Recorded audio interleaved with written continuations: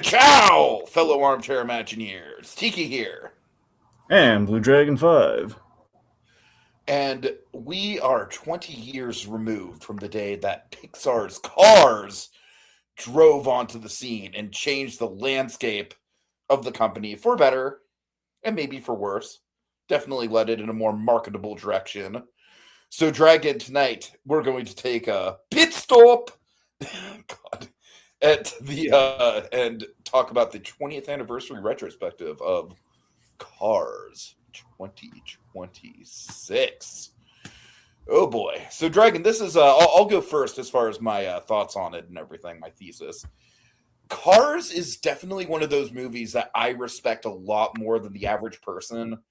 It's one of those things where obviously this is the best in the trilogy. And I kind of feel like when people talk about this movie, they talk about like, yeah, this one's good. The other two are not so good.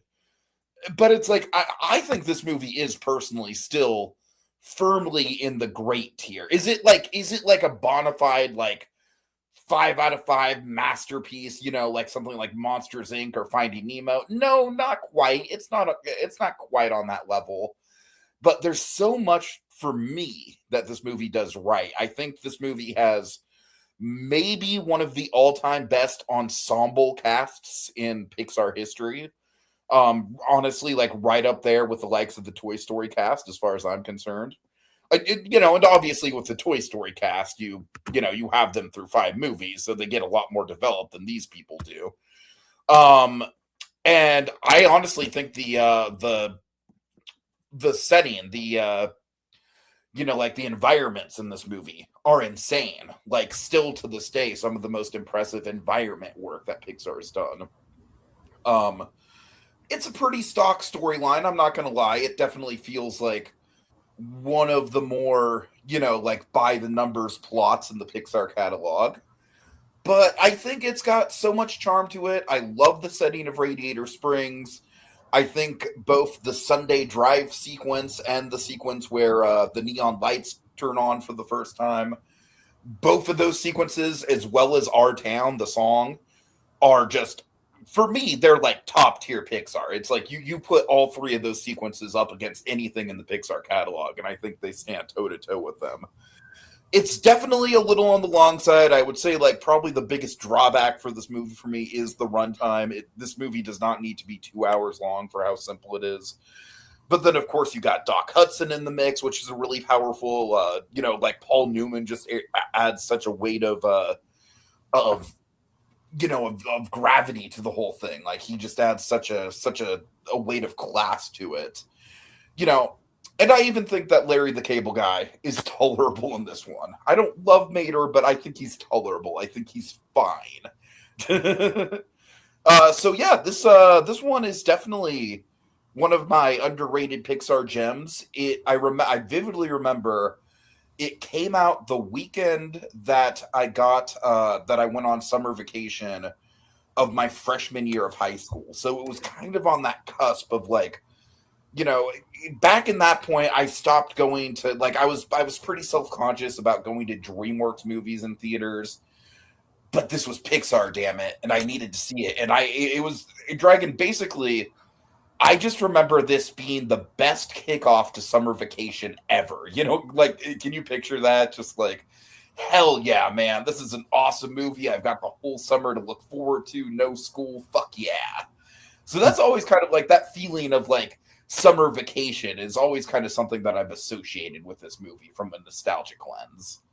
So yeah, lots of warm feelings about this movie. It's definitely not the most groundbreaking Pixar movie in the world from a character or plot point of view, but it's got charm for days, man. It's got charm for days. Okay, hold on, Dragon, really quick. Let me check the comment that we got. Okay, Eli from Little Blue Productions says, I concur. Pixar was one of my.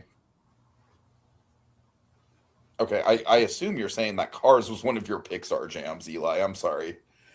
Like many others, had the Cars too. Had the Cars toys. Many other merchandise film. Yeah, I was definitely too old to be in the camp that that went on the merch train with this franchise, which is obviously one of the biggest reasons why this franchise became as popular as it was. But I still love it. Anyways, Dragon, what say you, sir? What is your thesis on this movie? So, Cars is a Pixar film that I think grew on me with each subsequent watch. I mean, looking back, this was absolutely John Lasseter and Joe Ram's passion project, much like the common occurrence we have these days, where we have a Pixar director who either kind of broke from shorts, or just basically somebody, a Pixar director who gets their passion project, that is the film that is reflective of something very deep and personal from their lives, that they were lucky enough to be able to kind of put on screen in some way, shape, or form. And looking back on it, it's like, yeah, this absolutely was that for Les. Obviously, Toy Story is the foot in the door. Is a lot of like just kind of like the universal theme of childhood, and just their childhood's very much put on screen. But this one was very much kind of Lasseter and Joe Ranch just kind of putting kind of this, basically the research trip, I think, on Joe Ranch's side of it, just kind of like John Lasseter's kind of upbringing is a lot of that, and a lot of his kind of his obsession with the racing world and cars in general, I think, really kind of permeated the film.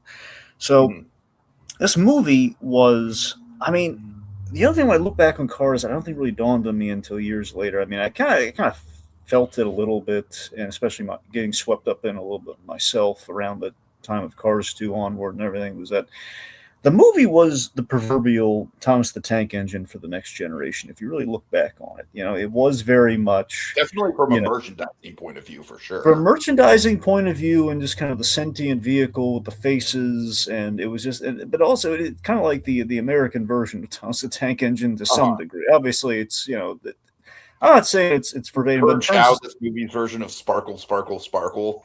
Okay, come on. I'm sorry. Go ahead. I'm trying to make a legit point here. I know. Okay, but seriously, it's kind of like there's something kind of earnest and sincere in this first movie, and there's obviously something very earnest and sincere in Thomas the Tank Engine, but I don't know, it's just something that kind of never really dawned on me until looking back on it, that it was kind of like, for the kids of this generation, it was kind of the very Americanized kind of Thomas the Tank Engine, not only just in terms of the merchandising giant that it would become, but just, something kind of pure that everyone kind of get into. It's the perennial kind of child kind of bond that you would have there. Fathers love cars and race cars, and kids love cars. Period. I don't know, something kind of nice about that. Anyway, so this was the first film had such a solid foundation, and it was so well researched in the world building. And yes, it's Doc Hollywood with cars, but it is also with Seven Samurai, so it's not like Pixar didn't have precedent for that. Exactly, or Three Amigos, or whatever you want to attach to that. But, right. Listen, like, yes, this essentially is Doc Hollywood with cars, but it's also Paul Newman's last performance. Mm-hmm. It's the soul of Joe Ranft permeating the film. It's a celebration of the history of cars in general, like from every design capacity to the world of racing, to every element, like cars in the 50s. We have so many vehicular kind of tributes and just kind of like celebrations. All the car guys. This is a movie made not only for the car guys, but a movie that was made knowing the car guys would know if they're being inauthentic for a moment. So they got the racing world and even the travelogue side of it. That's what I'm saying, celebration of the history of cars, the racing world, travel, all these things. Mm-hmm. And there's just such a simple and pure moral to the film. And it's, I guess the best way I could sum up Cars and why the first movie works the way it does and holds up, 20 years later, is that it's Pixar doing Americana, and it's just nice. It's a nice movie. It's Pixar's kind of Norman Rockwell on wheels. It's just kind of nice. That's a good way to put it, actually. That's a really good descriptor. Yeah. All right, so give us some background, Dragon. Okay. So it's a little bit of arbitration between if it really, because there's kind of like an offhanded joke in like 1993. It really gets started in 96. But just for argument's sake, let's say in 93, you have John Lasseter and Bob Pauly, character designer extraordinaire, I believe is still with the company on Toy Story 5, even like with the character designs and updating designs per movie. Bob Pauly, basically while they're working on the first Toy Story, they were carpooling. in John Lasseter's beat up. He had this beat up old car before he upgraded to the Volvo. And it was like a very well loved car. He had like T-shirts over the seats and everything. It was adorable.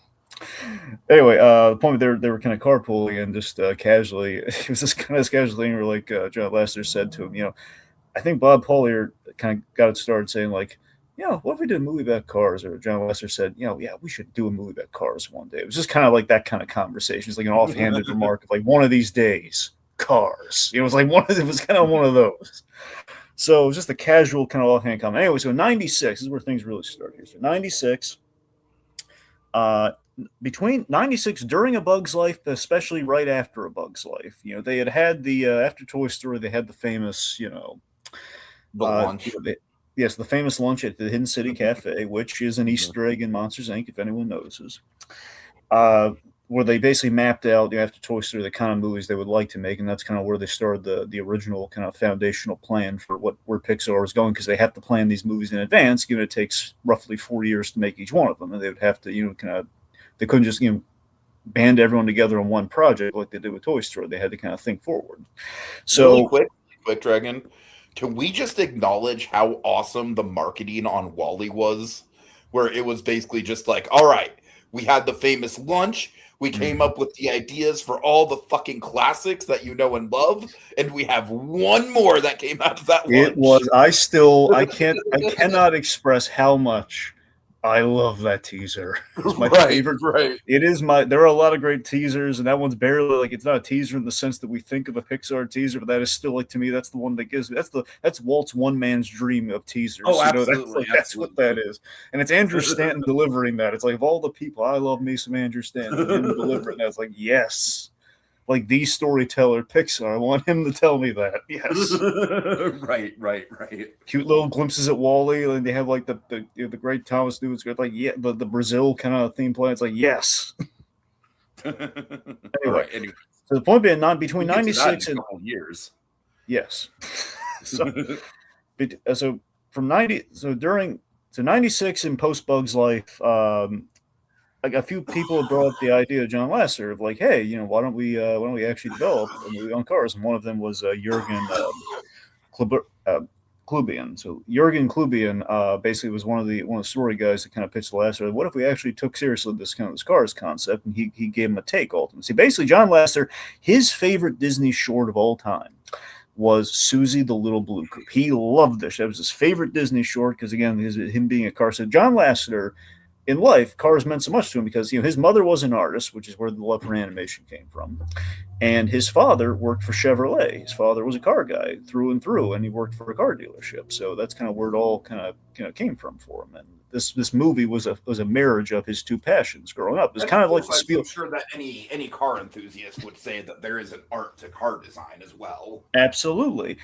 And, it's very much like Close Encounters, where, of course, in Close Encounters, especially at the climax of Close Encounters, Spielberg kind of married the love of, his father, who was, computers and statistics and all that. And his mother was very much, the musician, the artist. Music. Yeah. So that was kind of, it's kind of something kind of apropos to that. Anyway, so he loved Susie Little Blue Coupe. That was like his definitive anthropomorphic car thing that they had ever done. And basically, Jurgen Klubian he also had a shared love of it, and they kind of got talking. And Klubian's pitch was the yellow car. So that's what the very first version of Cars was. It was the yellow car, and it was based on, his, basically he had a little yellow electric car, and that was kind of a plea for the electric car to thriving in the gas guzzling world. And basically the idea, he got the electric car and he was kind of mocked endlessly, or kind of like going up against it with like one of the early electric cars in like the 90s kind of thing, So that's kind of what. So that's kind of where the gears started turning for cars. So it was in development, very early stage of development. They got put on hold for Toy Story 2 because the way that went was last year he did Toy Story and did A Bug's Life, but he wasn't supposed to do Toy Story 2. It was supposed to be Ash Brannon. And then things, that's the thing, because we know the whole story of Toy Story 2. Basically, the whole production time crunch was supposed to be a direct-to-video release, and then it got theatrical, and obviously they needed to throw at half the movie, or more than half the movie, and it was a whole, like every second counted, nothing wasted. the RM Star thing, all that chaos. That was Toy Story 2. So basically, John Lasseter had to come back and save Toy Story 2. So afterwards, after that was 1999, I believe, and so yeah, so it was 1999. So the year's 2000. Lasseter again, he's sold by his wife Nancy Lasseter. That he's basically he's done 3 films back to back when that was not the plan at all. It's kind of he's built Pixar. He's got it on its feet, and basically she warned him. Well, he had 5 sons. It's like, John, you got to be careful because your sons will be grown up by the time you finish wherever you're building here. So you got to make sure you're present. And he kind of took that to heart, and he kind of came up, let's do a big old RV road trip. And the RV road trip was, let's just drive cross country, basically going from the Pacific to the Atlantic. We're going to put our feet in the water in like the Pacific. We're going to go all the way. And we're going to put our feet in the water in the Atlantic. That was kind of the humble little like kind of genesis. And along the way, he and the family they got That's along. such a little goal, by the way. Yeah, it was something very simple, and they took their time. I don't know if it was. It could have been. I heard might have been 2 months. They took their time in a really long drive, going from one end of the country to the other end. So it might have actually taken 2 months, and they bonded as a family. They got close. It was a really and he explored kind of the looking out the window like through these palatial kind of drives and everything, and going across, and it kind of fell in love with the road, and basically, in addition to bond the family, it basically gave him the genesis of the film of basically the redirecting cars. The focus of the foot in the door kind of pitch is like slowing down and enjoying the drive. So what if you took a race car that again is all about speed and not doing that, and you slowed them down to enjoy the drive of life? That was the thesis for Cars. That's essentially where the premise came. So of course, he and Joe Ranft, top story man. Joe Ranft always having Lasseter's back ever since Toy Story. He always promised, like, whenever you do your first feature, I'm there. And he, of course, is one of the big four with, the original brain trust and working on Toy Story.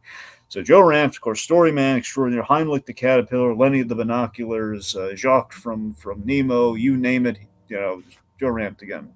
Basically, he brings the funny in Pixar. He brings the funny that kind of deflates the schmaltz a little. He's always, he grounded Pixar with the comedy. So Joe Ranft and John said they did these research trips, these famous research trips. Of course, Pixar is known for doing research, and they took a road trip to along Route 66, all these places along where Route 66 goes, and basically there was this documentary about Route 66 that coupled with them going there themselves and kind of talking to the residents of the town, which of course Mike Wallace being one of them. Mike Wallace is the voice of Sheriff in the movie. He's the cop car, the sheriff car. That is their tour guide. That is the main. He was not an actor. He was just kind of this historian of Route 66, along with there was this barber in one of the towns, and basically what Wallace kind of told him all sorts of stuff, and this barber really laid out this. That's interesting. So this barber basically laid out this kind of tragedy along with kind of what they've heard in the documentary, kind of what I'm assuming Mike Wallace filled in a lot of the blanks, which basically led to the death by basically what Mike Wallace calls the death by interstate that happened to Route 66, and that was the other half of the story. And that's when they knew, they looked to each other like, we have a movie here. Like this is the drama of the story. We have our premise and we have the heart of it right here. So again, they did a lot of research they worked their magic doing the research in these towns. They also, and looking at vehicle design and everything along the way, they design cars the way that people actually design cars, in terms of they kind of conceptualizing, kind of through the computer. The big thing was using ray tracing to get the chrome effect. Chrome and all the little details of car travel you never think of, kind of cars and kind of animating them you never think about. Right. And of course, how do you make them sentient? That was the other thing. Course, I think one of the big things was making the windshields the eyes instead of the tail lights. Which again is all thanks to Susie the little blue coupe. That's where that came from. So many other car things, and they had to fight for it to a degree. Like basically, a lot of the animators are saying, "Are you insane? Like it's always the headlights. It's always the headlights as the eyes." When this movie was first announced, I remember my initial reaction was like, "So it's basically the Chevron cars." Yeah, but that was the thing. The key was it was that was the big hurdle. That was the creative world building challenge of a film of anthropomorphic cars. Like, okay, we're not going to have humans in this movie. It's all world of cars, which means we're going to have to like think about every nut and bolt and how the world building and how the logic of this world operates. And of Uh-huh. course, the bigger challenge: how the heck do you animate them? Because they had we had Nemo under our belts, and Nemo was kind of the guideline of okay, I have a character that has limited motion but no arms. And Cars was like, okay, well, it's even more difficult than Nemo because their bodies are made of metal. We can't make them look rubbery and just be able to, like, gesticulate the bodies any which way. It's not It like can't they be too have cartoony. It has to be like they have to move in a like they way don't that even makes have sense. fins, basically. Yeah, exactly. There's no fins. I mean, basically, the tires have to work as mode of convenience, but also kind of the arms and legs. But again, we Right. can't bend their body. We can't like do a squash and stretch. That we can't do that. So the key was the expressiveness and the windshield eyes, but that was the key to it. The windshield eyes allowed the expressions to be read. So it was all. If you notice in this movie, the Cars franchise, but especially this first movie, has the most expressive facial animation you've ever seen. Because if it didn't have that, the movie wouldn't work. Mhm. Because that's how you sell what you're not seeing, and that what makes them human in the performance, even though they're animating to limitations that they have.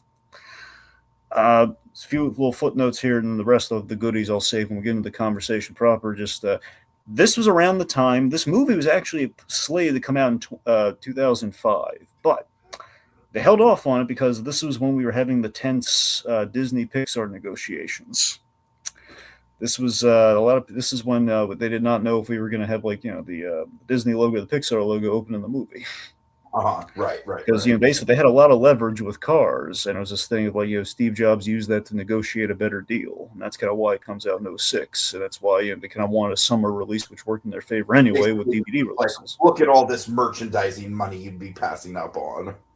So with that said, the movie very successful. I'm gonna give you a figure here, Tiki. Usually you love to talk box office. This isn't box office. This is something bigger. Mhm. So pre Cars 2, which I'm sure also did very well in terms of the merchandising, pre Cars 2, within the 5 years of this movie coming out and Cars 2, this movie made $8 billion in merchandise, Yeah, I'm not surprised. which is more than what they sold the company for. Oh man. So now, of course, financially did well. Critically, it was the first. Let me put it this way: in terms of the movie report card, this is the first time Pixar ever got a C on that report card. And Yeah, yeah. you would think again, the world today, it's like okay, it's nothing. But then it was like, oh my god, you know, they've fallen short of our expectations. Oh no. No, it was a big deal. It was a big deal. I mean, and then obviously, like, it was kind of interesting for me because for me, like I said, I was very much like, yeah, it's not the best thing they've ever done, but like, I still think it's really good. You know, it, And it it wasn't was the until it wasn't until Cars 2 where it was like, oh, okay, yeah, their perfect streak is like there's no denying this is not a great movie at all. I mean, I would still say, look, a C still passes, so they didn't really hit the flop thing, Uh-huh. with Cars. Cars, the first Cars was still really, really solid, and also the longest Pixar film, as Tiki was kind of hinting at earlier. So yeah, this is by definition the first time they did a film this long. Which again, they had the cachet to at this point as well, because you got to remember too, one of the reasons the Pixar movies were so economically paced, one of the reasons that animation is expensive, kids. Yeah, yeah. Anyway, so Paul Newman, he loved the film. He was actually in the racing world. He Hmm. raced cars, and he was good at it. And he really loved it. It was a passion for him. So he loved the film. Sadly, it was the last, it was his last film, his last performance, because he had retired in live action with Road to Perdition, which is an excellent movie, and he was fantastic in that movie. And this was one of his finest performances, as Doc Hudson as well in the voice world. Sadly, Joe Rant's final film as well.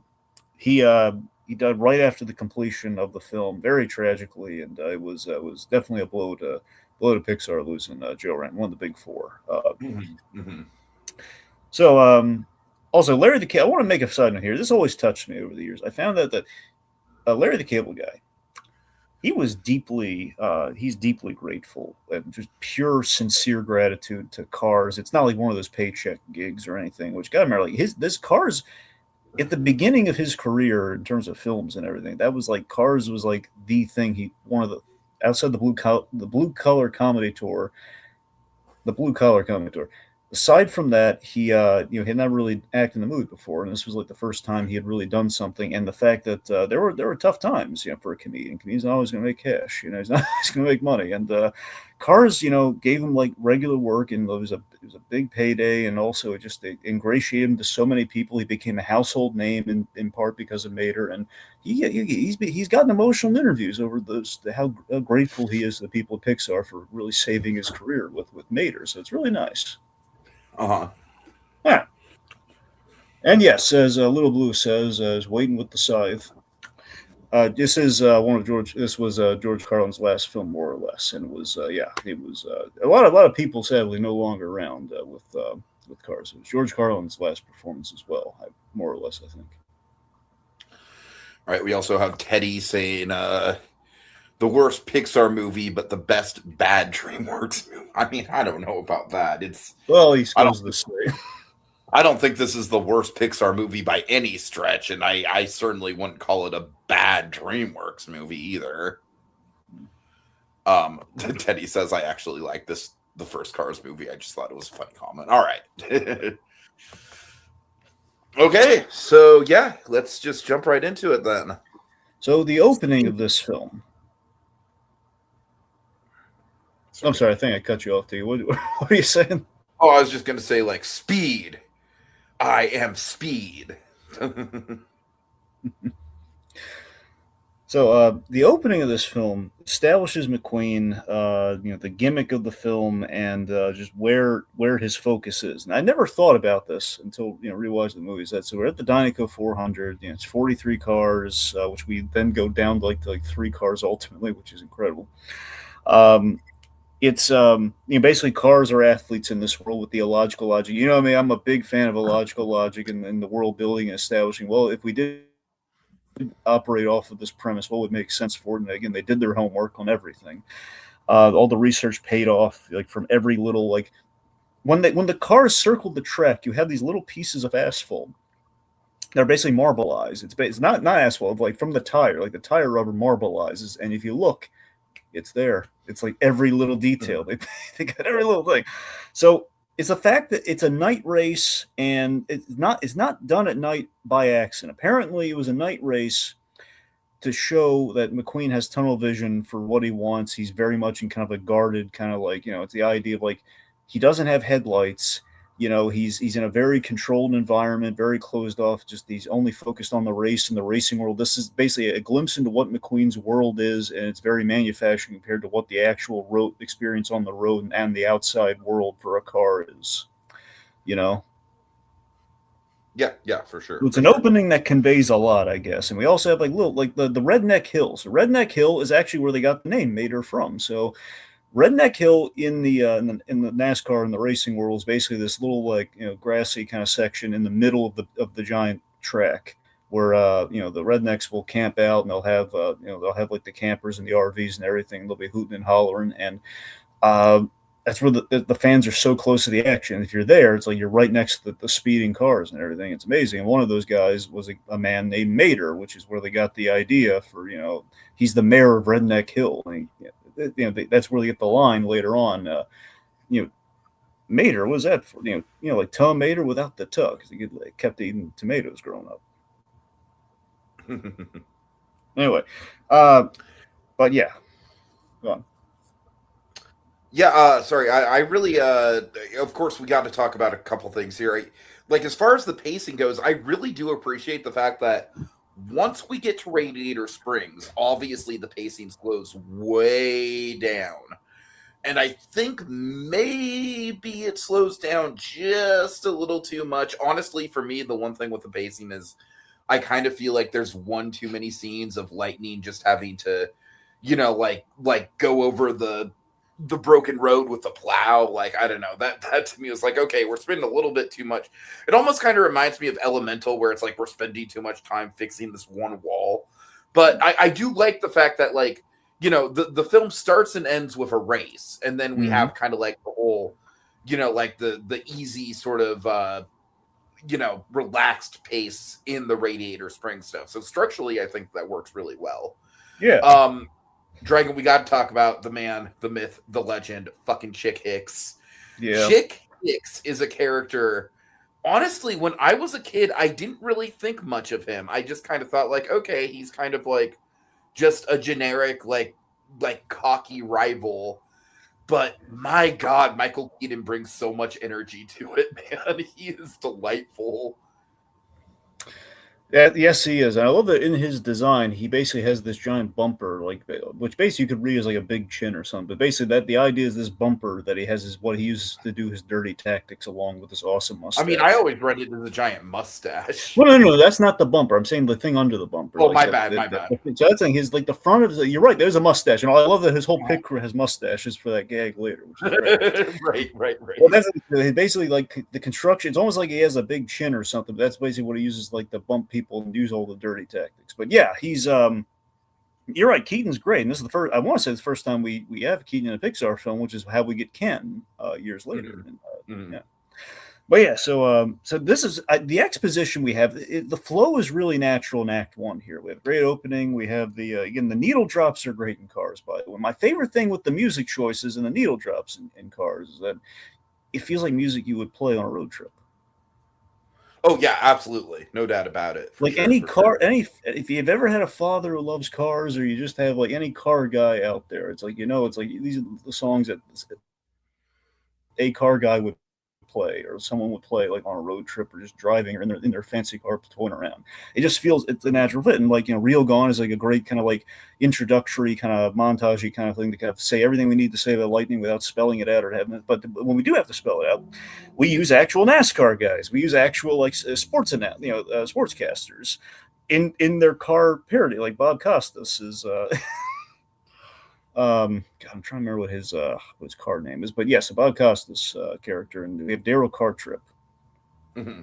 Anyway, so yeah, you're right. It is very, very effective exposition right off the bat. It's what it kind of reminds me of? It kind of reminds me of the opening of Fantastic Four: First Steps with the with the documentary thing. Yeah. It gets us up to date in a very economic way. I also I want to give them credit where credit's due, is that we have such an ensemble cast in this movie, great actors and also character actors. But beyond that, the thing that this movie I don't think gets credit for is that they cast non-actors in the racing world to be authentic to the racing world. Again, between the announcers and actors. So again, the king is Richard Petty, the guy who actually drives the car that looks like the king's car. Which, by the way, you're going to love this. So Richard Petty, the shade of blue that the king is, it's Petty blue. It's basically a Hamlindigo blue situation. He came up with a color with a blue color, and he copyrighted. Oh my God.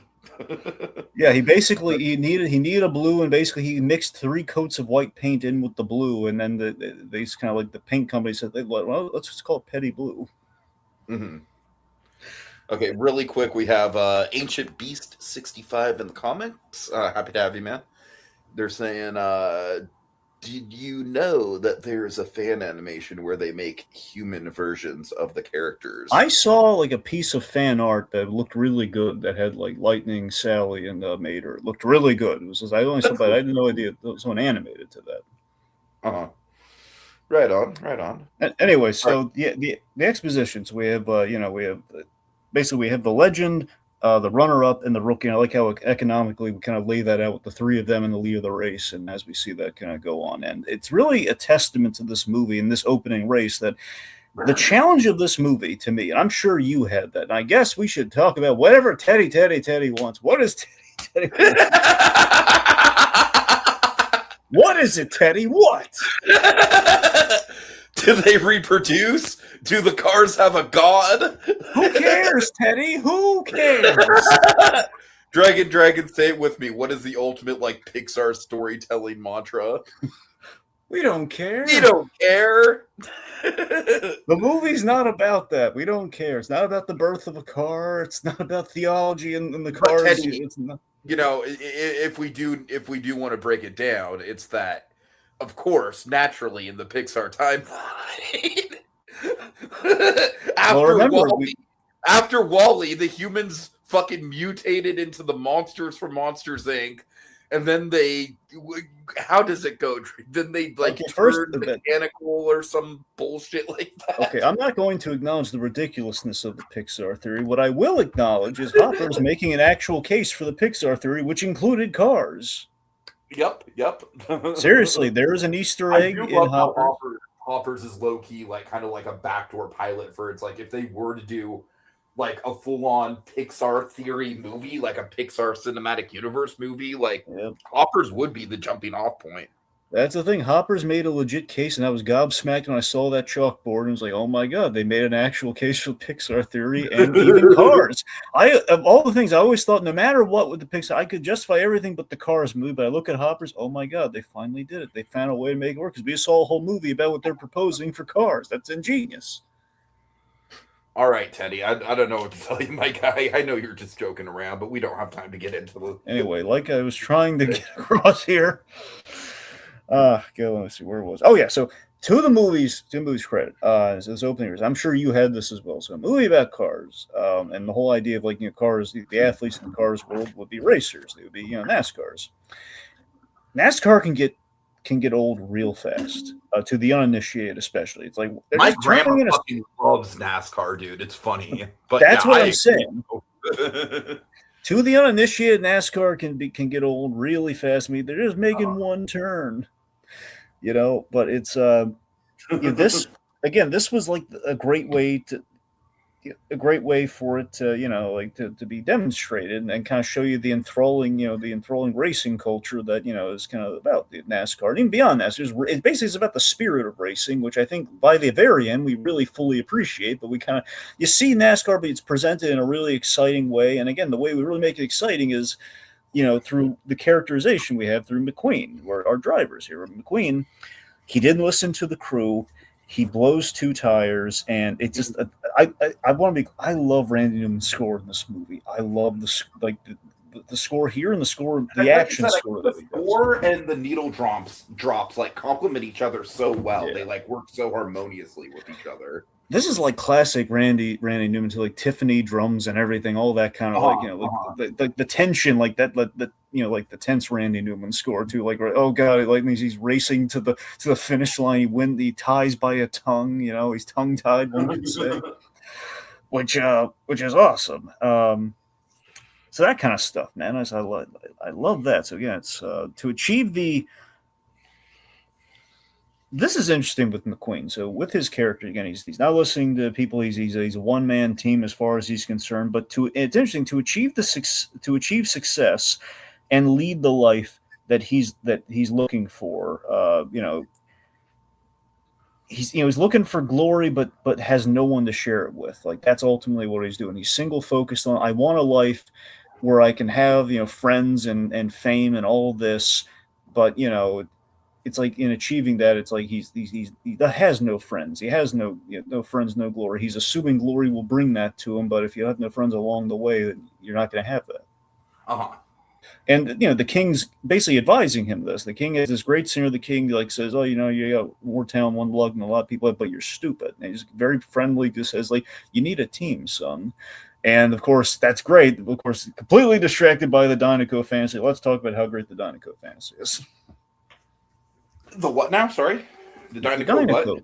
Fantasy, Tika. The Dinoco fantasy. Okay, Dragon. I'm sorry. I hate to admit this. Like, I didn't have time to rewatch this movie, and most of the movie is committed to memory for me.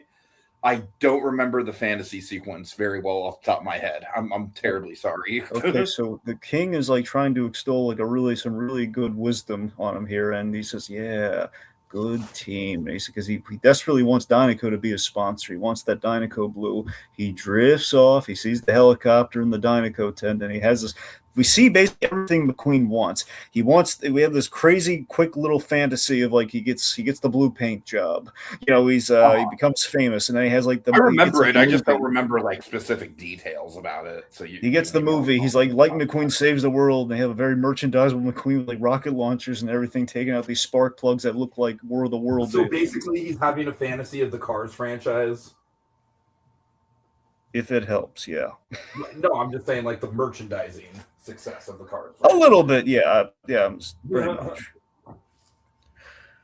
So McQueen is one of those great flawed characters. We see from the get-go, he looks cool. Kids obviously love him because he's the fast race car. But beyond that, he has the catchphrase, Ka-chow, the likable qualities. But the flaws, he's selfish, he's egotistical. He doesn't, he looks down on Rusty cars because his sponsor is Rusty's medicated bumper ointment, which essentially is preparation H for cars. right. Which is funny, and I love that commercial is still funny where he's doing this. We cut to this hilarious. There's like, yes. It says no. Then we cut to the girls. Yes. You too can use Rusty's medicated bumper ointment. It's great. Anyway, but it's a great setup for his friendship with Mater later on, and I like that when you look at it, his sponsors, rusty as they may be, they're really sweet guys that they love this guy, win or lose. And again, he has these potential for friends and fans and everything, but he looks down on his fans, which is never the way you want to approach fame. Mm-hmm. Again, I like that we're setting up these character flaws, and we're gonna humble him as in Act 2, and then by the end, he'll come around. So it's good. So John Ratzenberger is in this film. This is before we kind of abolished the John Ratzenberger cameo that was in every Pixar film. Dare I say, like, John Ratzenberger has obviously been in other stuff since this movie. Mm-hmm. I think that Mac is probably the last iconic John Ratzenberger character. Is that fair to say? In terms of here's the thing: you have John Ratzenberger roles are actual characters in the movie versus like just kind of a cameo. As far as that goes, this is an actual. For example, he's in Ratatouille is the later 1 year after this, but it's barely even recognizable. Like he just doesn't get a lot to do in that movie. You're right. This is the most he gets to do. The last time he gets a lot to do. Before that, you had the Abominable Snowman being like the last kind of meaty role that he got. The Abominable Snowman, frankly, is maybe his, besides I guess Ham, probably his most iconic character. Yeah. Even though he's like a one-scene wonder. That's the thing, because with the one-scene wonder thing, he's been given pivotal roles or gag roles up to that point, like the School of Fish and Nemo. It's a plot point. Underminer, great joke. We've up to that point. Then Mac is like, you know what's special about Mac. I really have a soft spot in my heart for Mac as a character, man. I really do. Okay, do you know why Mac is a Mac truck? No, go ahead. John Ratzenberger's father was a Mack truck driver. Oh, nice. That's cool. And this was not an accident. Intentionally, they wanted to attribute to John Ratzenberger, and they said like, "Hey, they had to clear the rights. They had to kind of go after Mack truck a little bit. Like, please let us use this." Yeah. Because again, we know they got Peterbilt later on. There's like all these sorts of they could have used any brand, but they wanted to be a Mack truck for John Ratzenberger, which is really sweet. And there's a couple elements of this movie that I think are like iconically represented in Radiator Springs Racers. Obviously, the big one is going to be the Sunday Drive, which we'll get to. I have very, very distinct memories of seeing that scene for the first time in theaters. But one of the most iconic moments in Radiator Springs Racers is right when you first enter the dark ride portion. You just get this great jump scare with this huge, like, full-size fucking Mack truck animatronic. It's great. So it's really cool that the character's kind of been immortalized in that way, too. Yeah. So, Mac, again, sweet character. He's basically McQueen's kind of driver. He's transporting him from, the idea whoever gets the California he's first gets... the closest thing McQueen has to an actual friend. Yeah. And again, I think Max sees McQueen as a friend, but McQueen does. Again, so in the making of this movie, it was kind of the Woody issue remember the Black Friday Cut a Toy Story where Woody was very unlikable. Oh, of course, yeah. So they didn't have that again. They learned from that movie, but by the same token, though, they had to get McQueen from a place of like a character arc. So he in the original drafts and the story reels, he was a lot more unlikable. He was like more of a jerk. Uh-huh. And they definitely softened that, and with Owen Wilson being cast, I think helped a lot. But it definitely they definitely kind of softened him on the rewatch. And there was the story reel cuts of Cars could be really dark. There's one sequence we'll get to. I'll tell you how originally it was supposed to be. It was really dark. I think you might know about it, but we'll get there. Anyways, point being, but yeah. So Mac, the idea he never really saw Mac as a friend. He used to insult him more in the story reels, and I'm glad we took that out. So he's not letting Mac get any sleep at all. He says, I'll stay up with you. Of course, instantly falls asleep, and Mac gets basically kind of teased by the import cars, and the import cars like lull him to sleep, which is very dangerous. They're hoping they're kind of set him on a path to wreck, which is very reckless. Mm. Anyway, so then we have this exhilarating sequence. It's in terms of like how Lightning gets separated from Mac. Just an exhilarating sequence with that Randy Newman score. And this is the kind of Randy Newman score I get jazzed out of my mind for, man. When he is, we have like a character in this crazy situation where Lightning McQueen is like asleep on the road as he's on the wrong side of the road. And all these cars are coming towards him, and he's got to try and find Mac in the darkness. And he doesn't have any headlights. And they get the sense that McQueen never really. He barely drives, aside from on a track. The fact that it doesn't even register to him why he would need headlights until this moment, Yes, which again, as a character art, that's ingenious. Like, oh my god, we've set it up pretty well with the Rusty cars, like the Rustys brothers earlier on. It's just great. And again, he's in this chase and he's trying to find Mac, and again, he's got speed on his side, but again, he barely has any sense of direction. Both character-wise and literally, being a race car. Mm-hmm. So again, I love our threshold here. As we cross the threshold into Act 2, roughly, we have the train with A113 on it. I love how tense that sequence is, where it's like the train is like warning, like, "Hey, don't do it." And you see I love that too. I love how the train is actually like talking to him. That's like a really good use of like. The rules and the rule building of the Cars universe. Yeah, like a train can't, like, again, he's not talking to it, but he's like using like the horn as like a way of like, hey, don't do it. Like, and it just gets it at the last second, and you'll notice, and this is kind of something cool in the design. Until this point in the movie, there have been no curved roads because the interstate, and that's kind of intentional. Like after he passes the train tracks, we get our first curved road. Mm-hmm. So anyway, we've made it past the crossroads here, and then we have the epic reveal. And this, I love this on the reveal. I completely forgot about this. It's so cool. The reveal of the Road 66 sign. Like he's at a fork in the road. He's at the crossroads decision. Interstate. He thinks he's going to the interstate. He turns, and then we reveal like a classic Hollywood movie reveal. Route 66 under like the one headlight, the one lamplight. Like, oh. By the way, the film was originally supposed to be called Route 66, but they couldn't copyright it. I could see that. It's kind of like a Dia de las Muertas situation. Yeah. No, that's a little bit too broad of a terminology, man. You can't just have ownership over it's not even just that. It's not. You're right. It is that, but it's also there was a TV show. It was kind of a niche thing too. Like Route 66 would, you have to have the specificity. You have to specify 2006 Route 66, and then wait a minute, aren't there other 2006 Route 66? Maybe it's like a whole, That's what. So we have this great chase sequence where he entered our entrance into the quiet, the ghost town that is Radiator Springs. It's based on Arizona, by the way. They have this misunderstanding with the sheriff. I always loved this misunderstanding as a kid, where he thinks the sheriff is shooting at him, which I think ends a lot of defensibility to McQueen's position here. He thinks the sheriff's shooting at him, which is just his muffler acting up. Mm-hmm. By the way, it's kind of why he has that smog check later. If you actually pay attention, the sheriff's got a bit of a car prostate thing going on.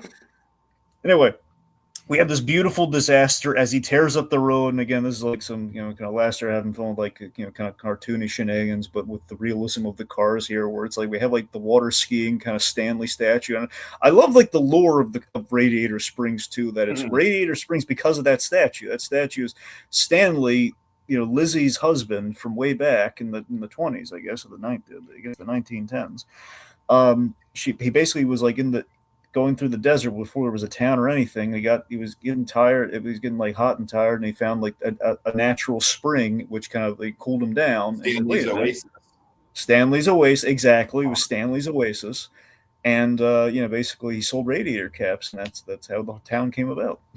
Okay, so here's a fun thing, Dragon. I don't know if you know this because I know you've never actually been to California Adventure, but the queue for Radiator Springs Racers, right? The line, Yeah, Stanley's Oasis is literally the setting for the line.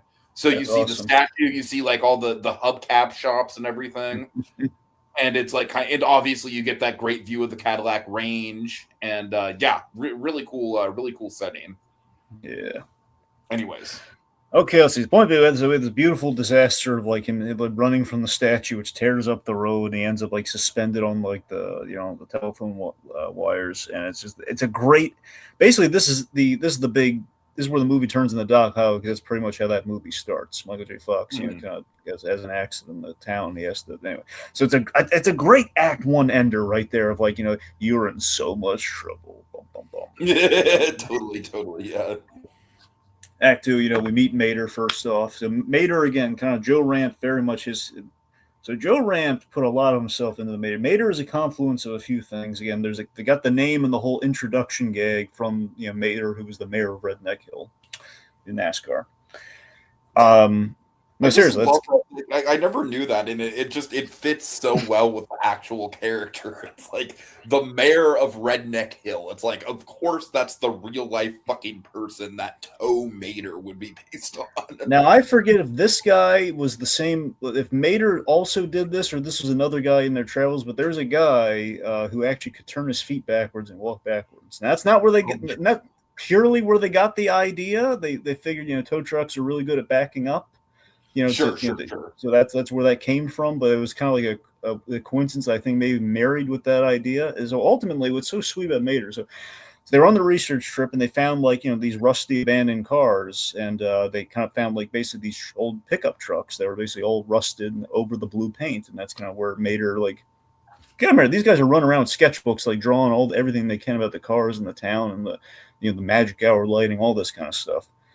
And that's kind of where they got the visual for Mater. We want a tow truck in the movie, we want the rust in the paint job and all that, and they got the name from that guy. And Joe Ranft, he had always, been being the funny man that he was. Mm-hmm. He and John Lasseter had this running gag where, and you can see it a lot in the behind this, even with Bug's Life. When they're working on Bug's Life, we have like the Fleabee short. You have Joe Ranft doing this character. He did characters like Buttocks the Clown, who made an appearance in Inside Out, by the way, as a tribute to Joe Ranft, which is really sweet. Yep. And the other thing, other than Buttocks the Clown, was basically this hillbilly character. He did what they call him Billy Bob teeth. He used like these buck teeth that you would get, like fake buck teeth you would buy like a gag store, or a drugstore or something. He put them in. He did this voice, which essentially is what he used in the story reels for Mater, and that's basically where Mater really came alive. And so the spirit of Mater and Joe Ranft in this movie is in Mater. So that's gonna, it's pretty much where that came from. But also he had this kind of the illogical idea behind Mater is that, well, if we had a tow truck in the movie, a tow truck by definition is designed to help people, so it would be a helpful tow truck. Mm-hmm. I just love how simple distilled down to it is. It's just like a tow truck would be helpful, therefore he would make a great friend to our main. It works. Yeah, it's great. So it's just great. It's a nice little kind of reveal to Lightning and this the kind of they're kind of slowly but surely becoming friends, and just kind of like again, Lightning's looking at, oh my god, I'm in hillbilly purgatory right now. Mm-hmm. All right, so we have traffic court, and we have this great old Hollywood introduction to Doc. Yeah, man. Oh, such a good character introduction for sure. I want to ask you something, Tiki, on the rewatch. Okay. At least for me, I guess on the rewatch. Unfortunately, like it's been a couple years since I've rewatched it. I wish I would have had the time to. I've just been super busy, but I just realized that after I said it, like, oh crap, right. I'm so sorry. Anyway, so there was I was so struck by it. The importance, as I mentioned, the facial animation was key in making this movie work. But if you look, I completely forgot when you recontextualize everything after seeing the movie. You have this scene we build up Doc's real old Hollywood side. We don't see him until he gets up on the on the stand, Mhm. on the podium or whatever. And he says, I'm gonna have him rot. I'm gonna have the jail rot over him. He's gonna be all fire and brimstone on this guy. And then he looks down and he sees McQueen. He sees this race car, and just the reaction on his face, like doing the double take, like, oh my god, it's a race car. And then McQueen is having like the smile, like, just like, yeah, I mean, like, he has no idea, but it's the reaction on Doc, knowing what he's been through, knowing everything we're going to do in this movie, the Yeah. reaction Yeah, that yeah, he yeah. has, the Exactly, genuine exactly. shock, the brilliant No, it's like foreshadowing. I haven't rewatched it in a while, but I can picture the look that you're talking about exactly. And you're right; it is a very poetic character moment. That's pretty Like, subtle. I don't know what voodoo they did. They captured Paul Newman's acting right there. He doesn't even say a word. They captured this. Right there, Doc's reaction, man, perfect foreshadow. So again, the Queen, basically says, "Get out! I want him out of my town." He just wants to get him out as soon as possible. But McQueen's rookie ego has him putting the moves on Sally or Portia, and of course, this leads to Sally giving a speech, which I like the dissemination of information in this film. It's not just exposition, but it effectively introduces our residents and what they do in Radiator Springs. Like, Flo, what do you do? I have gas, which is, it's a simple gag, but it's we have that, Ramon and everything, and Luigi's Tires, of course, being a big. I love me some Tony Shalhoub, and we've learned very recently that we have the Fiat 500 in this movie thanks to Castle of Cagliostro. So like really quick, let's just kind of acknowledge, like I said, Dragon, I don't think this reaches the Toy Story ensemble cast as far as like the depth that all the characters have. I definitely think it's approaching the Toy Story cast just as far as likability goes, man. All these characters are so fucking likable. And I think one of the big reasons for that is because a lot of them are based on just real life folks that that the Pixar people came across on their travels and stuff. And I Yeah. think that there's such an air of authenticity to it. So Sally, for example, Sally is 100% based on this lady who ran a diner, who basically had like a big city life. She basically bought a diner. She didn't know where it was or what would happen being like on Route 66 in terms of the ghost town factor. Uh-huh. And she kind of like then moved her family there and everything. And it's interesting that basically the best way I can describe Sally and that real life lady, basically it's a Hallmark story, but it's a real life Hallmark story, which is crazy. Right. But yeah, everyone there, the town feels so lived in and so real because they're pulling from real life. They're pulling from like it's such authenticity to those ghost towns, you Mm-hmm. know. And I like that they each have something that it's like an ecosystem of like a rural ecosystem they have going on there, where it's like, okay, if Flo has to go, that's their source of fuel and food with the diner, so that means they all have to go. Exactly. Like Ramon is the repairman, like Luigi with the tires and everything. Mm-hmm. Or I'm sorry, Ramon's the paint job guy. Ramon's Doc's technically he's Yeah. the doctor, so he would Uh-huh. kind of be the repairman. Right. Yeah, but you're right. They all serve such a role. I'm gonna get out of the way right now. Easily my favorite fucking character in the entire Cars universe. Dragon, you want to take a guess? The Guido? It's Guido, man. It's fucking Guido. Absolutely. Okay, so do you know? Okay, so Guido. Did you know Guido is named and voiced by an animator? He's Guido Coron, who was. We had heard him. I think I do remember hearing that. I think I do remember seeing that in behind the scenes stuff. Yeah. I got two fun facts about Guido Coron. Okay, so he is in Monsters Inc. He's the Italian monster who's like tossing them fruit on their way to work. That's him. Okay. And he animated Woody on Toy Story, and when they were doing Toy Story 3, he actually helped save the day a little bit because he had like an old computer that had that he worked on Toy Story 2 with, and when he did, basically they needed to go back and redesign Woody, update the Toy Story characters for Toy Story 3 onwards, so they had to go back to kind of measure the differences between Toy Story 2 and 3, and it had been so many years, like thankfully he had the computer. I just think that Guido as a character, he's so lovable. I love how, like, I don't know, there's low key, like, I know I see this in everything, but like, there's a little bit of like autism, like hyper fixation in this character for me that I can kind of relate to, the whole thing where it's like his one thing is fucking pit stops, and he is going to fucking have the most epic pit stop moment ever. And I don't know, man. I love the setup and payoff for that. It's like the whole fucking time you're just waiting for his moment, and then when he has the moment in Act 3, it's so good. It's so good. So yeah, I just want to say on record, I love Guido. Obviously, I really like Luigi too. Tony Shalhoub is great, but Guido in particular is just a character that just instantly won my heart from the first time I saw this movie. Look, genuinely, all the residents of Radiator Springs, you like throw a dart, you're gonna hit somebody who has an interesting kind of thing about them, or is like a fun character. But by the same token, though, Luigi and Guido are my favorites as well. I love the. You know what? No one ever talks about like the best fucking scene in Cars 2. Easily, hands down, is a little pit stop that they do in Italy, where Luigi and Guido are like in their hometown. Mm-hmm. I love that little moment. I love the fact that Luigi and Guido are two of the only Radiator Springs citizens that actually get to come along in Cars 2. Yeah, that's the thing. What I love about these guys is that just their backstory alone is just what we get of it is that they love the racing world, but the European circuit they love it. They love Ferraris, which essentially are the original kind of Italian race car, and they love it, and that's their world. And the fact that they're like Guido's dream is being a racing fan.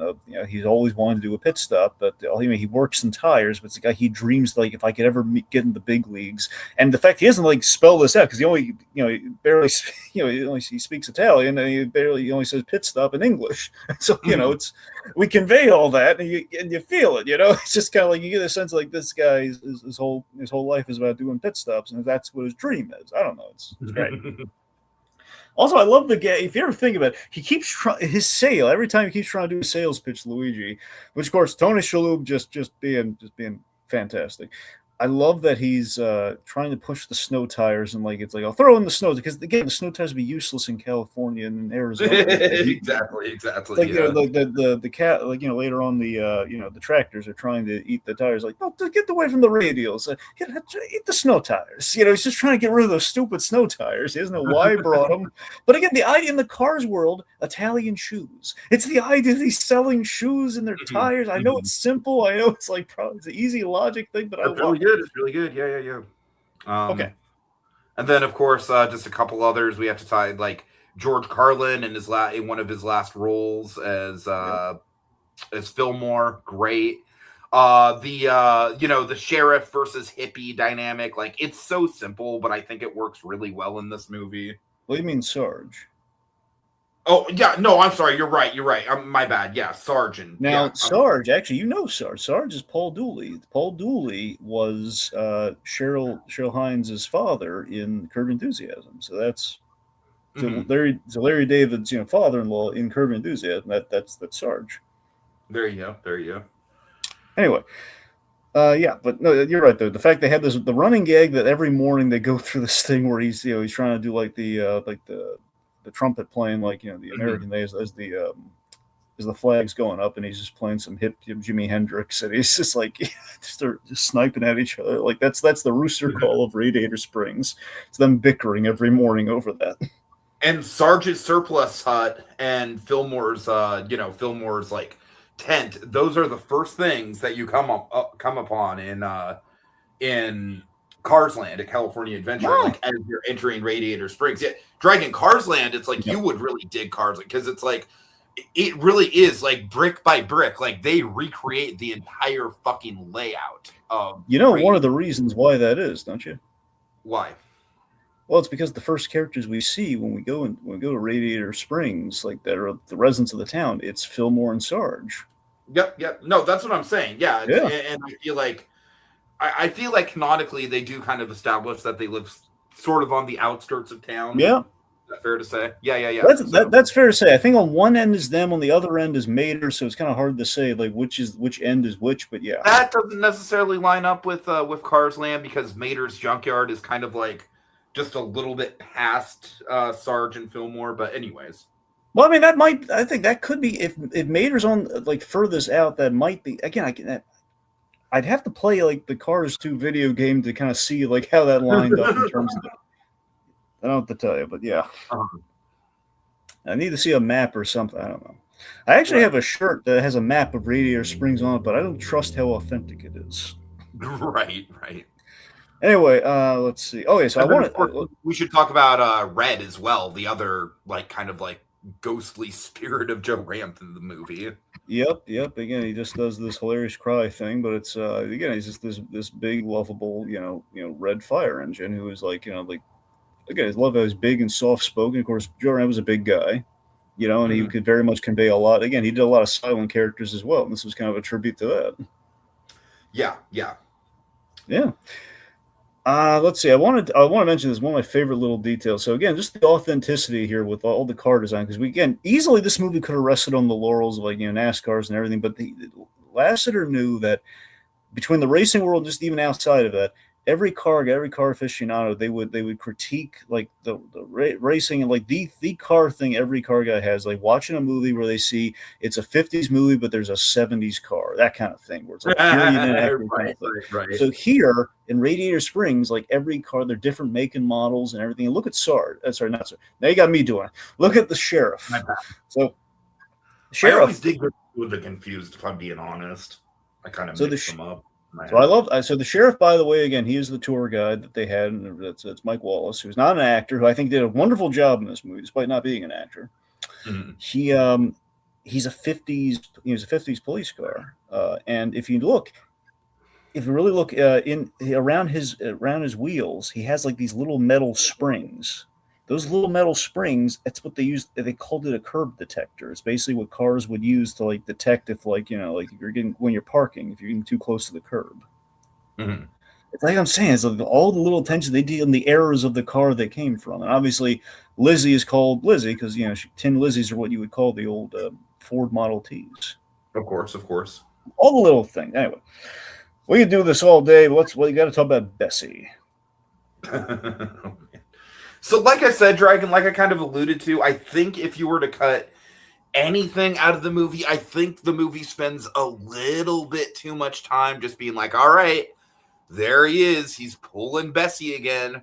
And like, look, I get it. Like, it works for the structure of the movie where this is obviously the section of the movie where, the pace slows way down, and that's obviously intentional. That's obviously like thematically relevant and everything.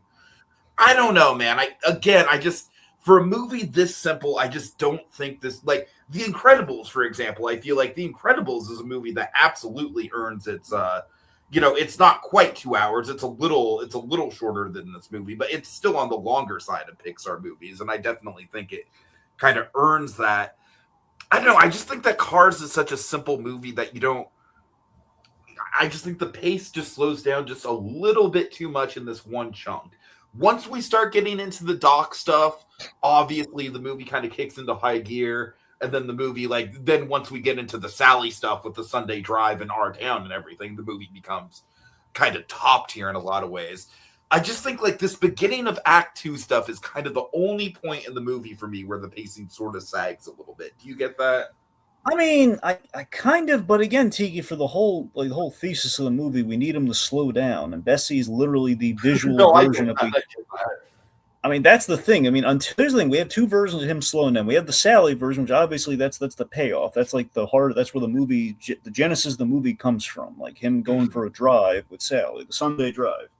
But Bessie here, I love that it's the external force that is forcing him to initially slow down in a way that makes him miserable before it's a way that actually makes him take in the sight and appreciate it. So, it's like McQueen, as fast as we've seen him, he has to slow down. And, we have Minnie and Van, by the way, which is Richard Kind and Edie McClurg, from Ferris Bueller's Day Off. Good Of old course, Richard Kind. Yeah, yeah. good old Richard Kind. Edie McClurg, being the Grace the secretary for Ferris Bueller's Day Off. So McQueen, he rushes the road, does a terrible job, and insults the town, really in a kind of a mean way, by the way. He just says, "Oh, match the rest of the town." I also kind of think that this is like the one point in the movie where McQueen kind of veers into just straight up unlikable territory. But that's the Which thing. I So with get, like, because Act 1, I don't necessarily think he's unlikable. I just think he's kind of cocky. You know what I mean? yeah, no, absolutely. I mean, I guess you know what, it does make the ultimate, like, because he does obviously, like, there is a found family element to this movie, as fucking cliche as that trope is. He wants to get out of that town as soon as possible. He has no attachment to it, so he's writing And it so off. but what I'm saying is, by the end of the movie, like, we are definitely going to pay that off emotionally. So you know, it works. We need to set it up, but it's a little unpalatable at first. So with that, I want to tell. Do you remember the deleted scene with Bessie? God, it's kind of on the tip of my mind, but no, Okay. I don't remember the specifics. So originally Bessie was a lot darker. Okay, so what happened with Bessie was there was a nightmare sequence in the movie. Not just like later on, he has like the chick hicks, like, oh god, what chick? We're about to go into like Brave Little Toaster territory. Because we kind of are. Okay. And another Joe Ranch storyboard on Brave Little Toaster. So that's accurate. I remember. Which, by the way, kids, apparently Brave Little Toaster is now the original one has been added to Disney Plus. So watch it, dear God, watch it, kids. Fucking finally, dude! It was so weird that it's like, we have Brave Little Toaster Goes to Mars, but not the original. I know. So they're desperate now, so they're doing everything, which gives us a chance for some other things, which I'm fingers crossed, hoping they're finally going to put on there. We'll get there. Like they added the Weekenders. Oh, really? Oh, yes. That's a big one, actually. That's what I'm saying. So that is giving me hope they're going to add the long lost ones we've been desperate for ever since they launched the stupid thing. Darkman, House of Mouse. I know. Series. I know. Anyway, we're going to date this thing too much. Anyway, so okay.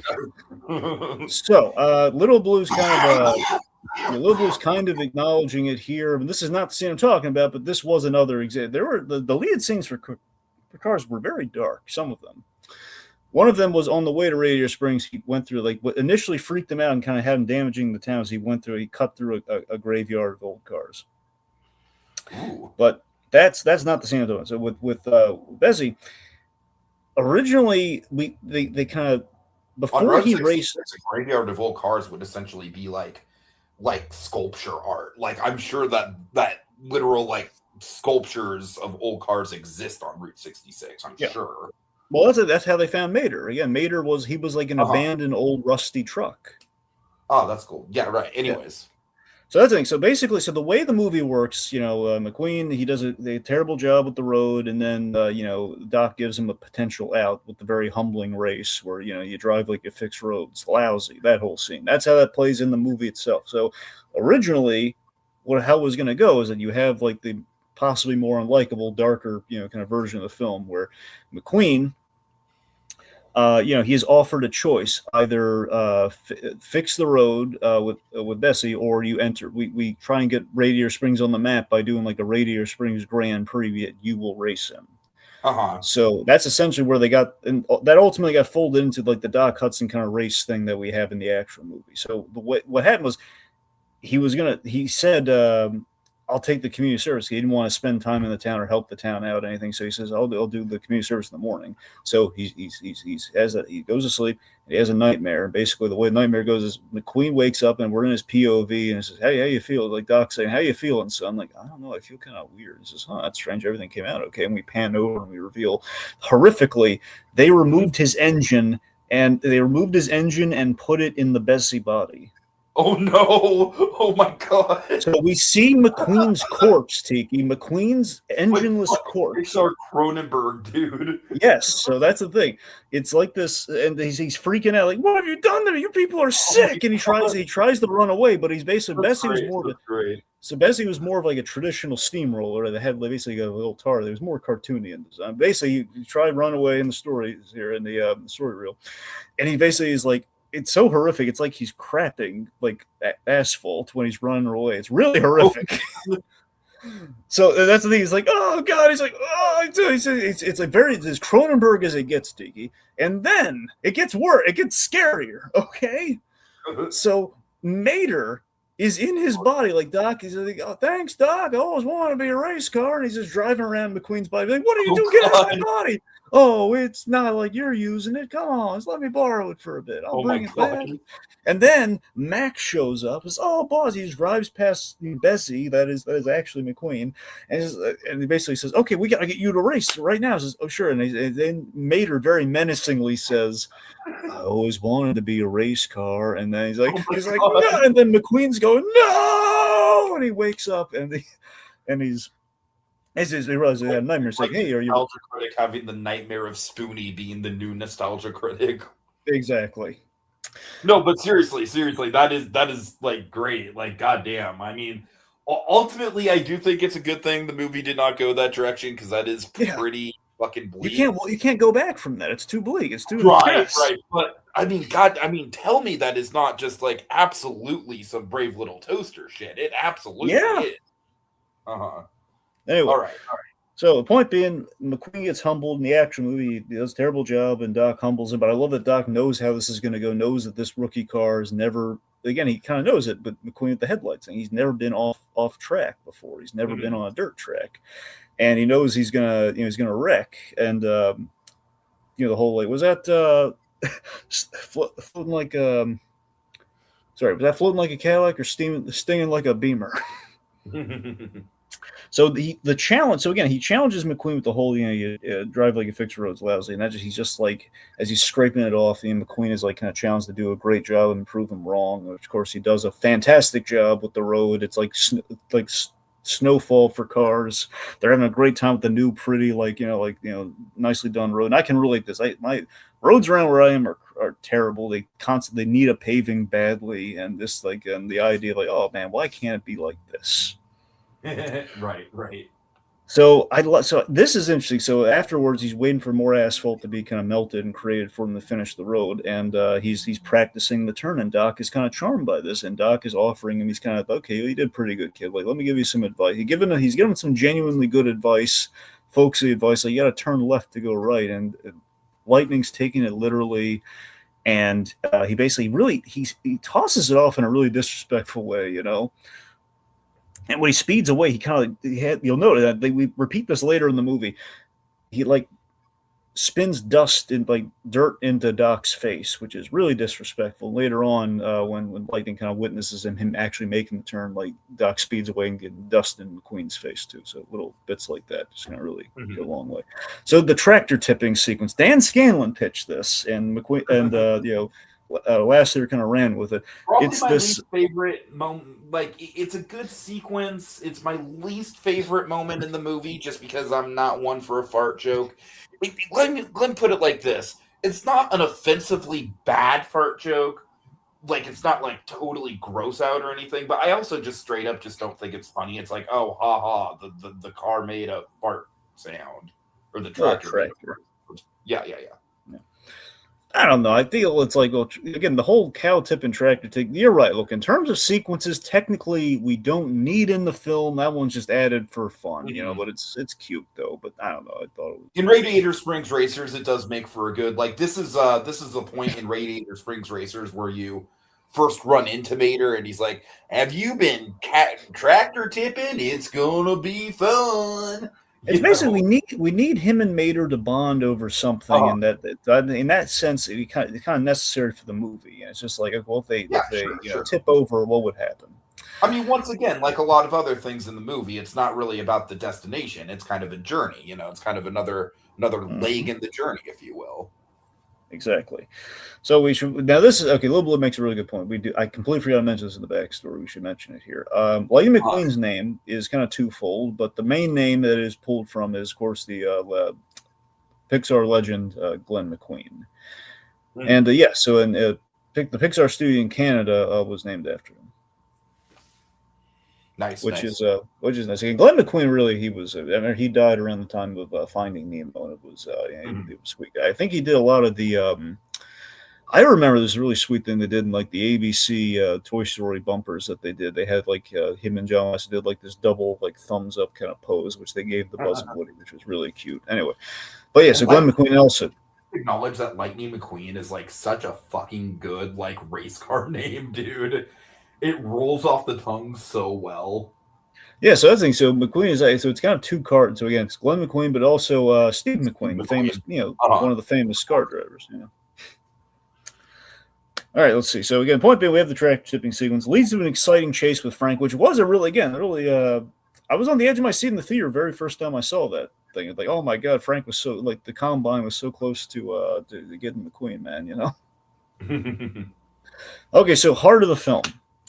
Joe Ramp's side of the heart of the film is this is the Joe Ramp sequence in the whole film. The scene where he Okay. and Mater are having this conversation at night as they're going back to the cozy cone, and Yeah, I I forget about love this one. Yeah, but you're right. It is the heart of the movie for sure. It's a very understated sequence. that's insane. This scene is like the soul of why Joe Ramp was like the man at Pixar, what he brought to these films, and the fact that we have like a scene that It's could be it's a lot like the scene in The Lion King with Simba, Timon, and Pumbaa looking up at the yeah stars. It's kind of yeah. like that in a lot of ways.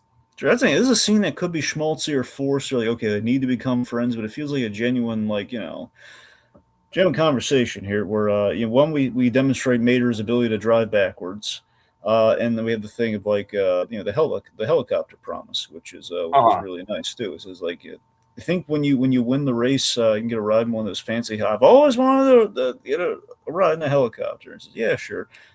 I knew I made a good choice in what my best friend, and that Oh scene. god, no, that line, it's so simple, but god damn it, it's so fucking effective. People constantly, not for this movie, not even just for car. I'm not trying to put cars to it. It's in or Stu it down or anything. Just in general, a lot of people always like crap on Larry the Cable Guy. I get it, but you know what?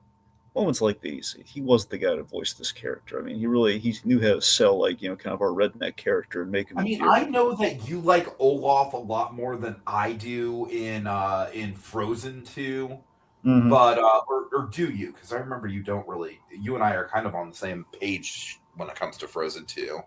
Well, in general, Olaf, I like him probably more than you, but Yeah, but what I'm saying is that in Frozen 1, it was a very similar thing to Mater, where you see him in the trailers, especially that fucking awful first teaser trailer for Frozen 1 with Sven and the carrot. yeah. It's like, what the hell was that? Mm-hmm. That was not a good way to start advertising that movie. But you get that, but then you think like, oh my god, this snowman character is going to be so annoying, and then you get to the actual movie, and he's fucking lovely, and he's got some of the most like heartfelt moments in the movie, and I think that's very much the same way with Larry the Cable Guy and Mater, and just like your perception of what the character is going to be like versus like how good they actually treat him, and then of course like you said, it's like I feel like you probably find more Olaf more palatable in Frozen 2 than I do. For me, Olaf in Frozen 2 is kind of like exactly what I was worried that Olaf in Frozen 1 was going to be like. And I feel like by and large, as much as I defend elements of Cars 2, Mater is not one of the things I defend. So Yeah. yeah. That's the thing. We have just the right balance of Mater in this first film, and Mater. I uh, love Mater in the Cars shorts, like in the cartoons. oh, Like that's where Mater really yeah, shines. Yeah, for like sure. Mater's a fun character, but centering a whole movie around him is a gamble. But that's a different ball of wax. We're going to Yeah. focus on this. The point being, it's a scene that just really spoke to the character and kind of what Rant was going for, and just kind of like in terms of the character building that really he infused into the film. It's a great quiet scene that it strikes a chord with McQueen, and we can see it. And then we have the thing that kind of couples with that with the cozy cone. So the cozy cone is actually inspired by these wigwam motels along Route 66, and the idea of like in the Cars world, it would be a giant cone. And of course, I love the cozy cone because of Toy Story 2, because I love the traffic cones in Toy Story 2. So I always have a fondness for Pixar doing Dragon, traffic cones. I'm pretty sure I've told you about this before. Do you remember the Easter egg at the I cone at do. the cone? Yes, it's one of my all-time favorite Easter eggs in any Disney park. It's fantastic. I tell you, Tiki, for years I had always wanted a button-up shirt with the traffic Toy Story characters under traffic cones, and for years had to go by until the 30th anniversary of Toy Story. I wasn't able to. They finally did it. They finally made the traffic cone shirt. I can't tell you how happy I was to get it. Nice.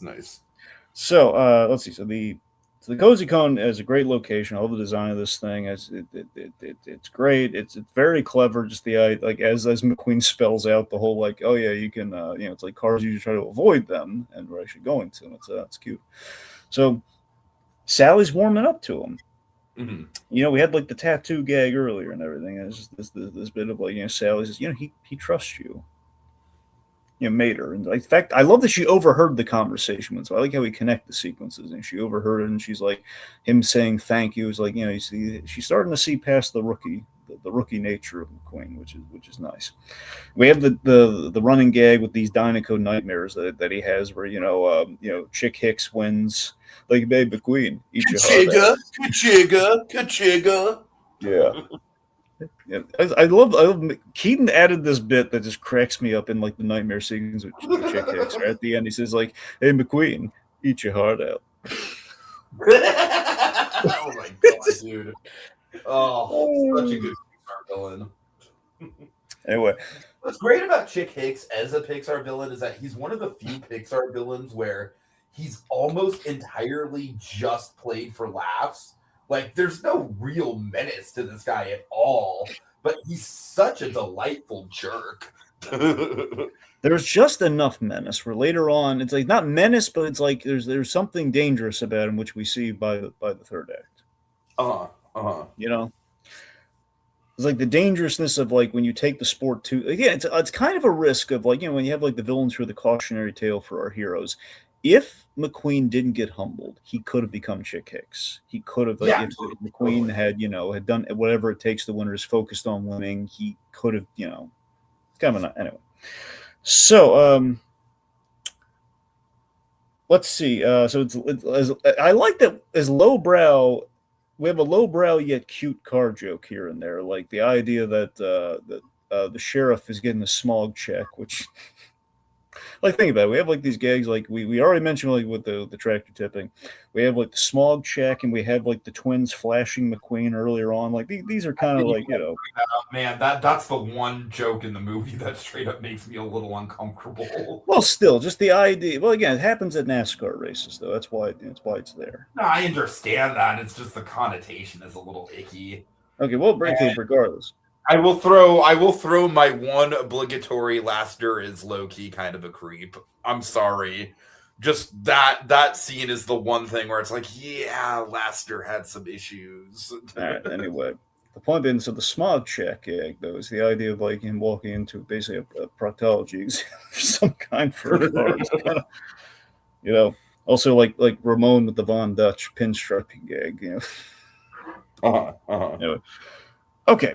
So, we have to talk about the Doc Hudsonville. So, McQueen discovers that Doc is the fabulous Hudson Hornet. So, this is a big blast that are putting his genuine discovery into the movie here. So, in his research for the film, he knew the Hudson Hornet had like a history to it, but he never got it. He basically had what McQueen thought earlier on when we had like the humbling race of like, what's a grandpa car? They only go to a certain speed limit. Like, why is this such a big deal? It's a grandpa. Look at the design of this thing. It's an old grandpa car. And then he found out just the storied history of the Hudson Hornet, like how it worked, and the idea that it was the fastest car because it wasn't designed for racing, but it ended up because of the engine, the way it was constructed, it was like the fastest car ever. It was like basically the original race car, more or less. Mm-hmm. Basically people just use their cars for racing. Yeah, as soon as we start getting into the Hudson Hornet stuff, the movie definitely it's already good, but it very much comes alive, and I feel like it kind of just builds and builds and gets better and better from there. Yeah. I love it boils down to we do the Doc Hudson scene in two parts. The first part is just when McQueen makes the discovery and Doc doesn't want to talk about it, and we have this thing where like, you have 3 piston cups. They're just empty cups. Which is great. Just the way he sees it, he's keeping like tools and stuff in the old dusty trove. He's not putting them in a case, or he's not celebrating them, nothing. And McQueen, as a character, he's been chasing these things his whole rookie career.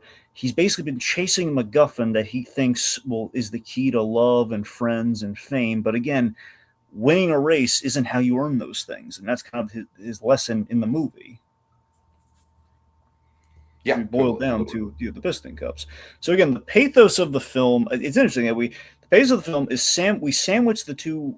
We have the two dock scenes that are kind of sandwiched, and in the middle of this sad, of all the emotion of the film is sandwiched like this. We have two dock scenes, and in the middle of it, we have the Sunday drive, which of course leads to the Our Town song. So okay, so a lot to unpack here. This Yeah. is absolutely like the heart of the movie. Mhm.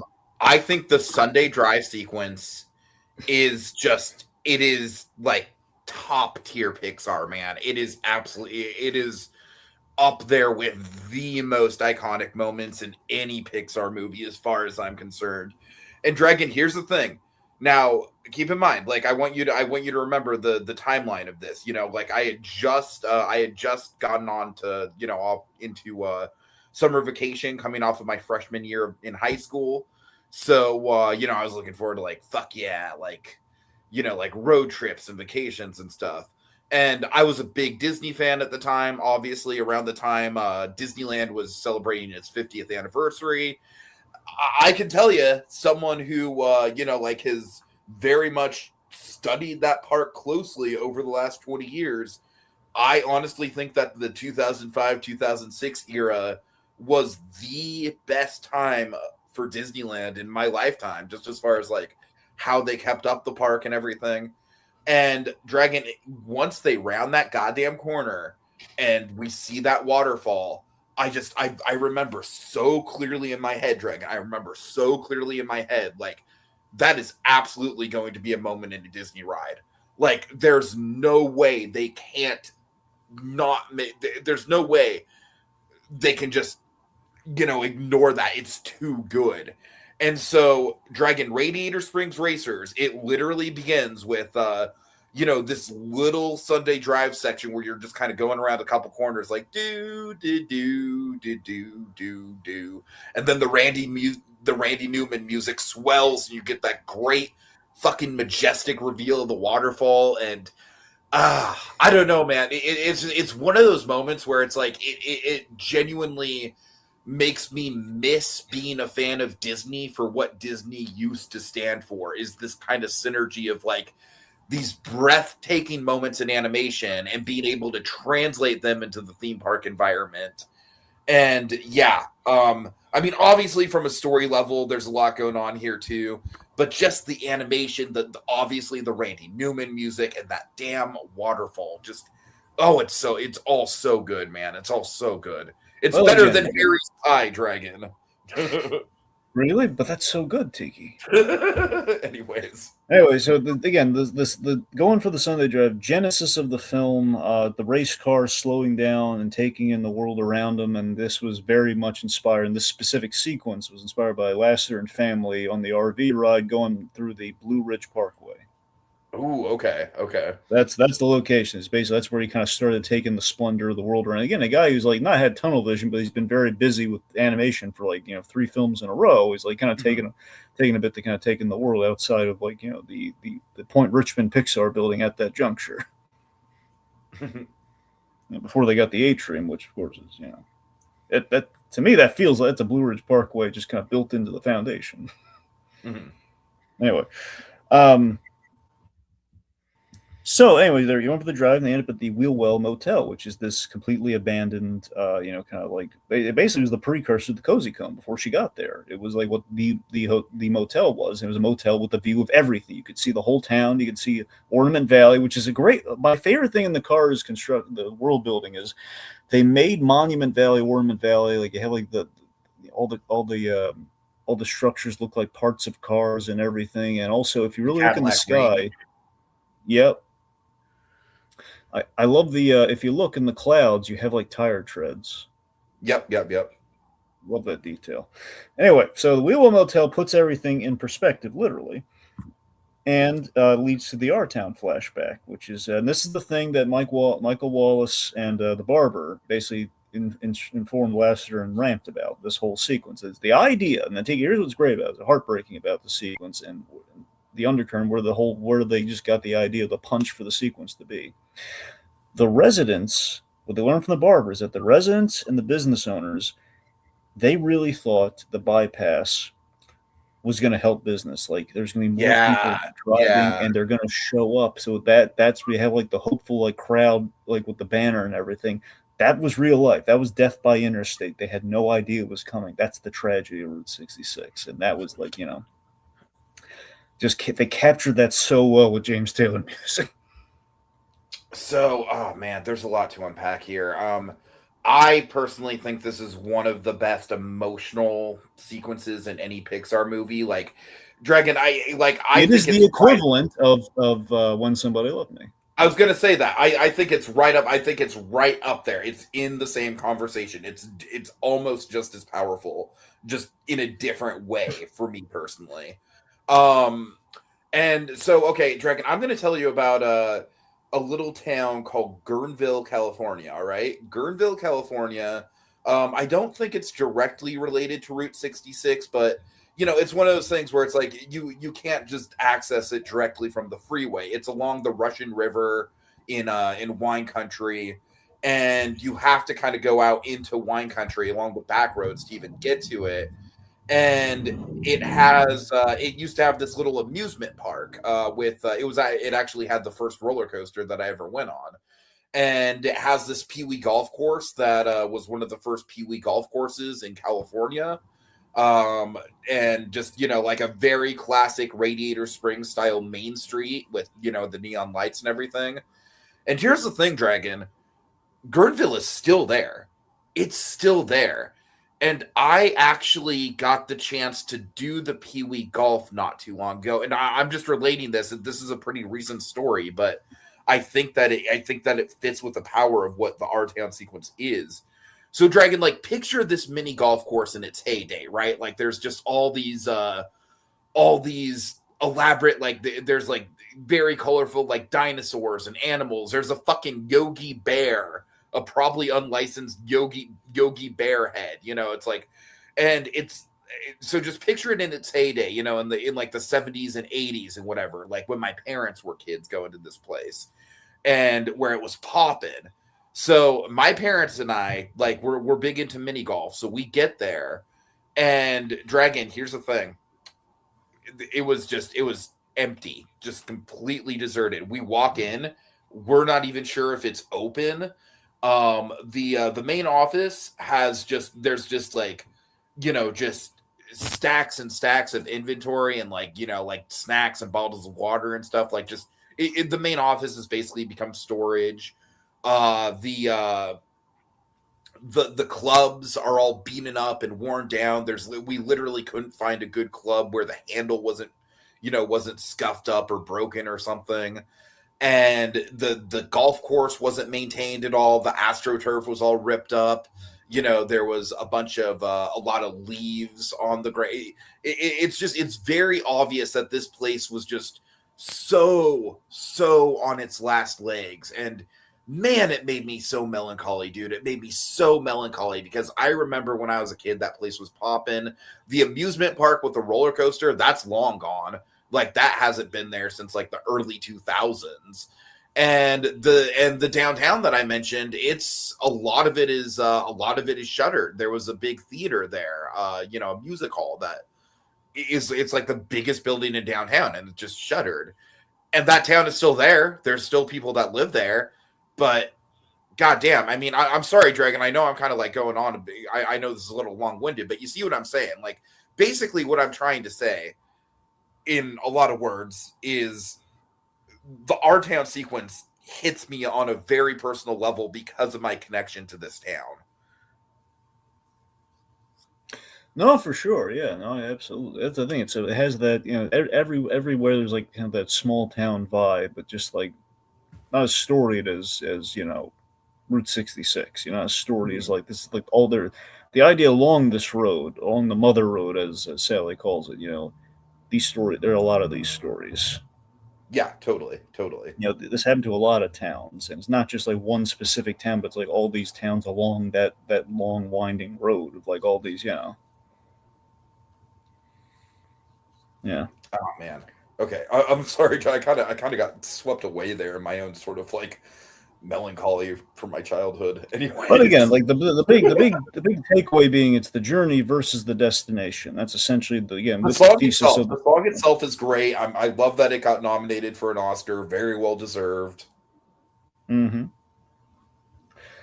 So, anyways, again, it's the heart of the movie. It really opens up Lightning's eyes. He's kind of falling in love with her and the town and everything by this juncture. And he's kind of like, he's starting to get the idea starting to get through to him that the race Man, is it's becoming such a less. shame. Can I just say really quick, because like we're really getting into the heart of the Sally character, and honestly, like I never knew that she was based on a real person with essentially a backstory. That's incredible. Oh, yeah. It's such a fucking like disservice to the character that she just exists in the sequels. It's like, oh, it's Lightning's girlfriend. It's Lightning. Like she literally has nothing to do beyond just that basic function. It's such a disservice. It genuinely pisses me off. Well, Cars 2 could completely just waste her entirely. Like she's like a blip in the movie. I don't remember if they do anything good with her in Cars 3, but I don't. Well, like, Cars 3, look, Cars 3. There's an attempt. I mean, admittedly, it's not a lot, but there's an attempt. Anyways, I mean, it's like she actually. Anyway, we're getting off focus with that. Yeah. So we have the little stampede, which basically serves as a transition for the other half of the doc. Which to me, this is where I'm going to glow about the movie here. Okay, the other half of the doc scene. So he sees Doc make the. Yeah. I mean, you could go ahead and have the floor on this one since I had the floor on our town. So Doc he makes the turn, which basically is kind of like drifting on a dirt road. Essentially, is kind of what the turn is. And he does this because he heard everyone Lightning was like, "Oh, Doc's a famous race car," and they're all kind of laughing it off. And it's kind of like it's Doc thinking like, do I still have it? So he puts on his old racing tires, and he which he had to do himself because he didn't want them to know, which I imagine is really difficult for a car to do. Right. So anyway, we see Doc. He makes the turn to kind of prove it to himself that he has his gas in the tank, so to speak. Anyway, so and then, like I said earlier on, he kind of McQueen he bears witness, and it's like a thing again. We capture kind of the like an aging vehicle, like an aging car, so well here, where it's just like the pridefulness of he throws the dirt in his face as he speeds off because he didn't want it was a private thing, and McQueen kind of saw this, kind of like a thing to his pride, and he really does not want anyone to know about his racing, let alone this guy who is a reminder of the world that he left. So Paul Newman, like I mentioned, he loved this movie, and he was an avid racer, and he and Lasser would have these long conversations, which also gave him archival footage for Cars 3 when the time came for it. They would just sit down and talk racing until all these things would come out, and pretty much he just kind of liked the conversation. That's kind of how they record his lines, more or less. And this Lasser he was a great director in terms of just really getting to the heart of all the non-actors. He got such a great performance out of them. Not that Paul falls under that category, but in general, he was very conversational in his approach with his actors, which is great. So, Paul Newman, I'm going to say this. Some people are like, oh, come on.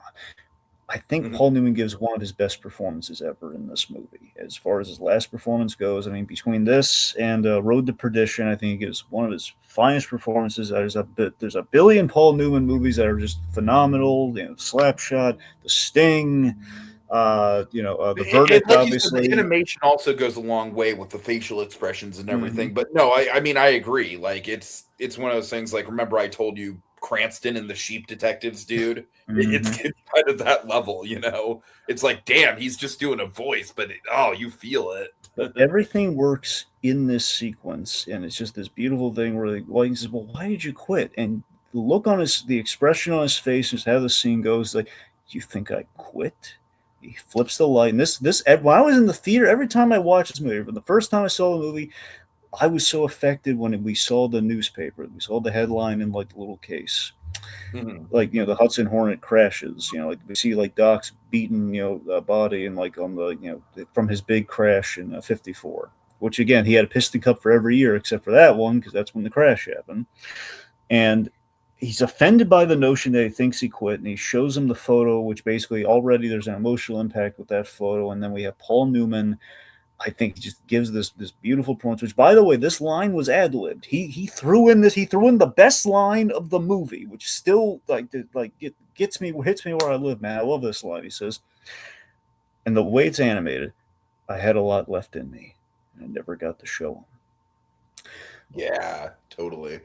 That, to me, that line haunts me in all the right ways, man. That is like the delivery, just again the sadness, the regret, the idea, and again all of Cars. The best parts of Cars 3 is driven from this line. It's the idea that literally the whole premise of that movie is Lightning is basically living out how this scene goes, or basically the idea that Doc, after he got fixed up, he was expected a welcome back into the racing world, and this sets up Act 3 of this movie. He didn't get that welcome. But you're right that like Cars 3, it's like you remember the teaser trailer for Cars 3. Like, I mean, you want to talk about all-time great Pixar teaser trailers, dude. Yeah. Like, Cars 3 isn't like a Pixar classic, but I think that trailer's a classic. Oh, yeah. No, for sure. But that's the thing. It's the idea that, Doc, he expected a warm welcome back, and they just moved on to the next rookie and just kind of forgot about him. And again, it just depressed him because he had more in him. Like, they decided when he retired, not him. It's like he was willing to come back. And that's, with the greats, with all of our greats, especially the aging greats, the idea that, I think we're in an industry now where we respect them a little bit more, but it was just the thing. There was a time where it was blew past him for the next new thing, and there's truth to that. And then he calls out McQueen wonderfully in the scene where he calls out McQueen for his selfishness, but not in a mean way, in a very honest way. He says, "You tell me the last time you actually cared about something other than yourself, and I'll take it all back." And he couldn't. And I was like, yes! My God, Newman. Newman's own right there, kids. He put it all over that screen. Look at that. Right. Eat it up, folks. It's fantastic. All right, so then we have so after that really motivates McQueen to get it's like a 72-ounce steak with all the fixins. So it basically encourages him, like, don't give these people something to believe in when you're just going to pass them by and just go to your race and never look back. Don't have this. So we have this great fake out with the goodbye here, where McQueen finished the road overnight, and Mater thinks like he left without saying goodbye. And I love the sheriff. I love the sheriff in this movie. And this scene just ingratiated him so much, where if you notice the whole movie, because he has to watch over McQueen, he's built an attachment to him. Like later on, McQueen's talking about Doc as a famous race car. He's like, "Son, you're looking a little peaked." Like he cares. He gives him the business, but he cares. And understated relationships in the movie, but you're right, it's definitely there. And we have these two bits with Sheriff where Ramon says, "Are you crying?" "No, I'm not crying. I'm happy. I don't have to watch him every day and all the hours of the day anymore." And then fortunately we have this great gag where McQueen's there and Mater's saying, "Well, what's Red crying about?" It's like, "Oh, just how you laughed and never didn't say goodbye, and you went to go win your pistol and all your dreams with a fancy helicopter," and it's like the pause, and just like the longer it goes on, the funnier it gets. Wait a minute, and they all realize it. But then Sheriff, it says like, "Sir, look, I'm gonna give you a police escort." It's the fact that he's offering him a police escort to help make up the time. That's so sweet. Ah, man, so good. So then we get to the other great part of the movie. I know you loved, where McQueen basically becomes the customer tourist they've been waiting for all these years, for over like 30 to 40 years, however long. We have the Shaboom sequence where he's helped everyone in town. He's as like them being proprietors of their business, and he's wearing the white DeWalt tires, which I love, the white DeWalt tires. And he's helped everyone but Sally, and he gives Sally the gift of seeing what Radiator Springs was in its heyday, like the era of the Wheelwell Motel, thanks to the neon, because at night neon just it transcends all the rusted out buildings and everything. All right, a couple things that I want to mention with Cars Land here.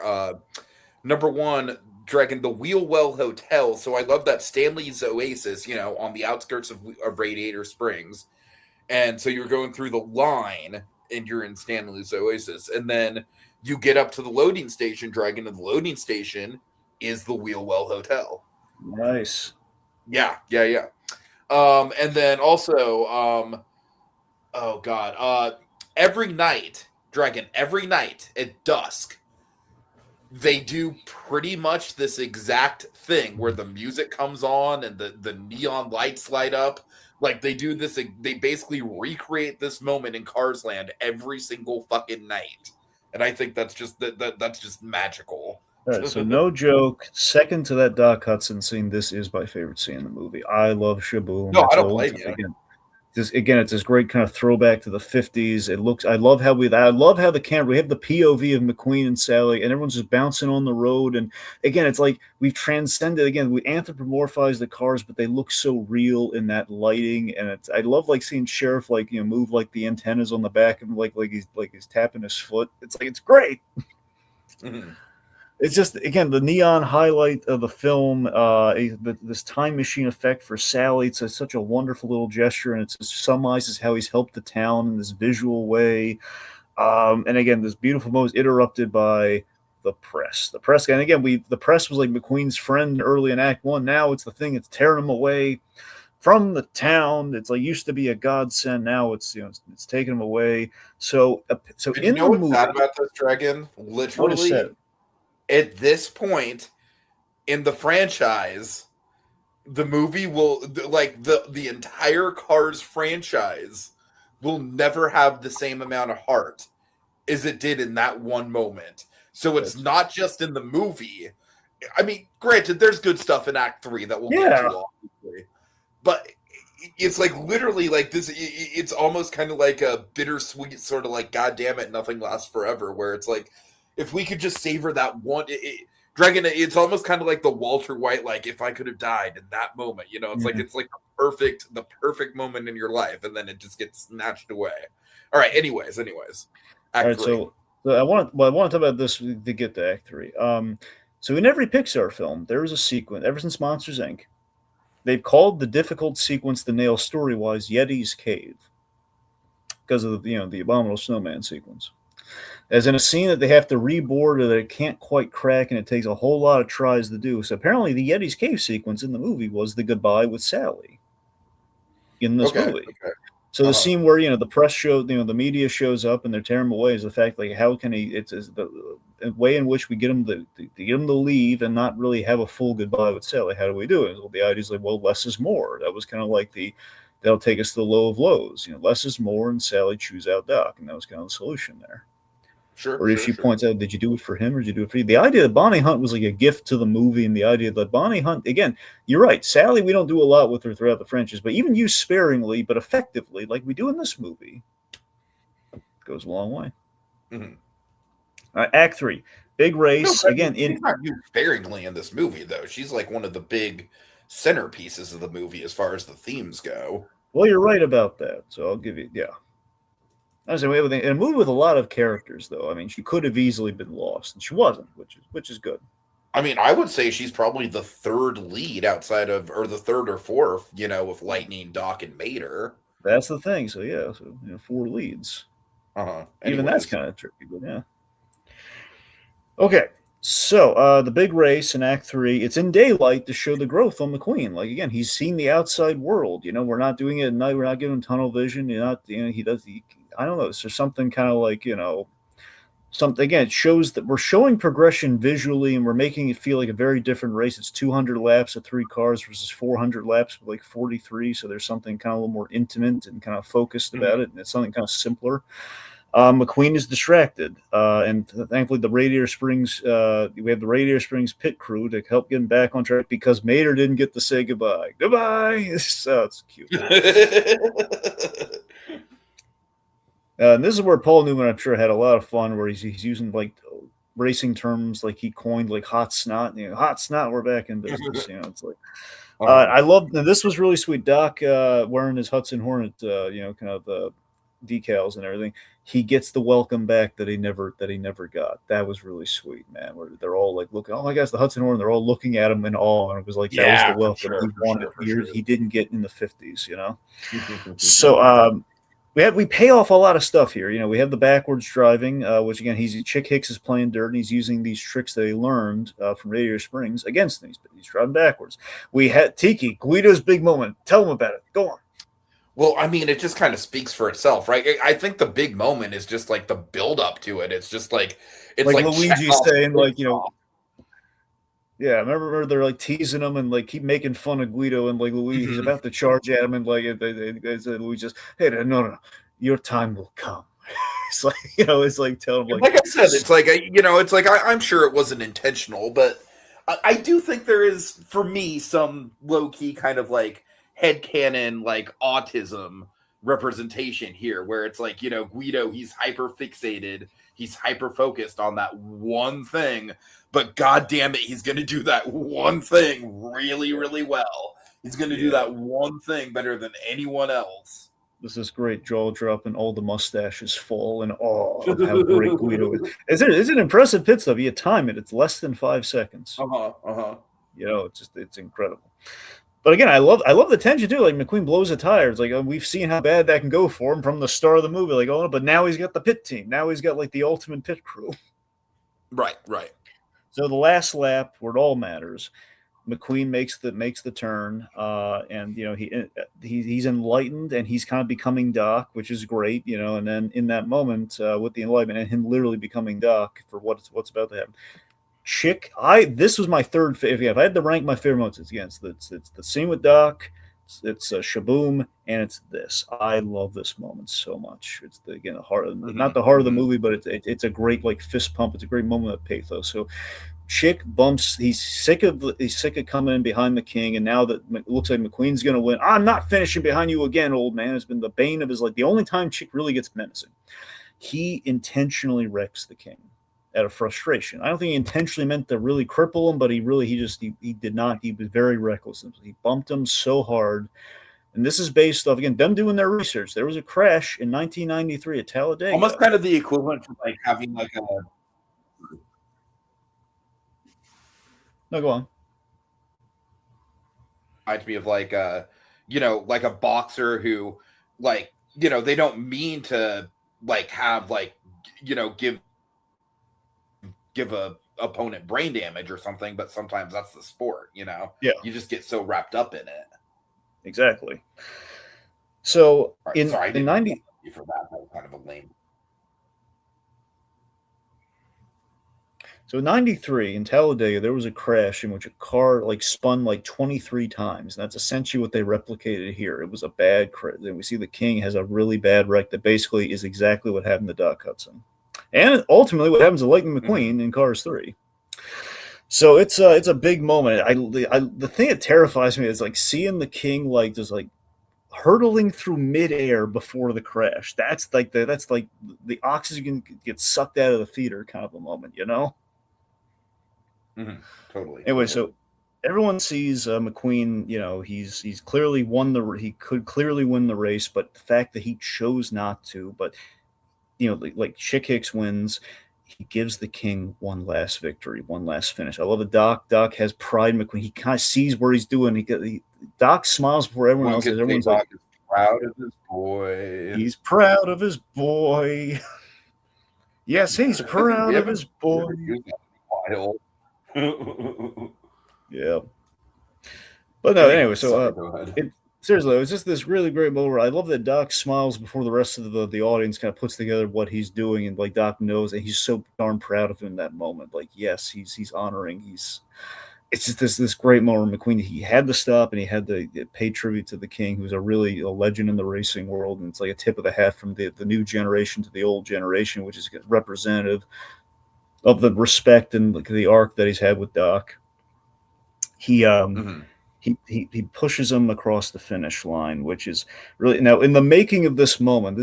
I love this story. So Richard Petty, who the voice of the King, the real racer, he said, "Well, this is great, but it's illegal to for a car to kind of push a car across the finish line the last lap like that." And they had basically this oh no, could have had a V8 moment like, oh no, this makes our movie. What are we gonna do? And then they realize, okay, we're gonna have the announcers call this out and have like put a little kind of sugar on it, where it's gonna be this thing of like, oh, let's just give them a little bump draft. They're gonna call it out. So thankfully, Richard Petty gave them that fun fact. Otherwise, it would have been egg on their face. It would have been like them calling out that little racing bylaw. don't know. Anyway, it was For point. The point being, this is kind of it's a nice moment. It's just again, it's the fact that it's like this really like tip of the hat, like respectable kind of racing gesture that happens. So Hicks wins, he gets booed, rightfully so, and McQueen, he's all for the Dynaco thing. It's doesn't have to do with winning. More important things than winning, which is basically what the sponsor says to him. And he sticks with the Rusties. He's learned a lot from Radiator Springs. He's appreciating the people actually believing they were friends to him, and real nice. But he does get a helicopter ride for Mater out of it, which I love the helicopter payoff. This movie has so many fucking good setups and payoffs, dude. It's a movie that's just full of that. Yeah. No, I'm sorry, you got it. No, go ahead. No, okay. So also the other thing, we had Luigi and Guido with Michael Schumacher, the Ferrari. They meet the Ferrari. Oh. Right. Yeah, true.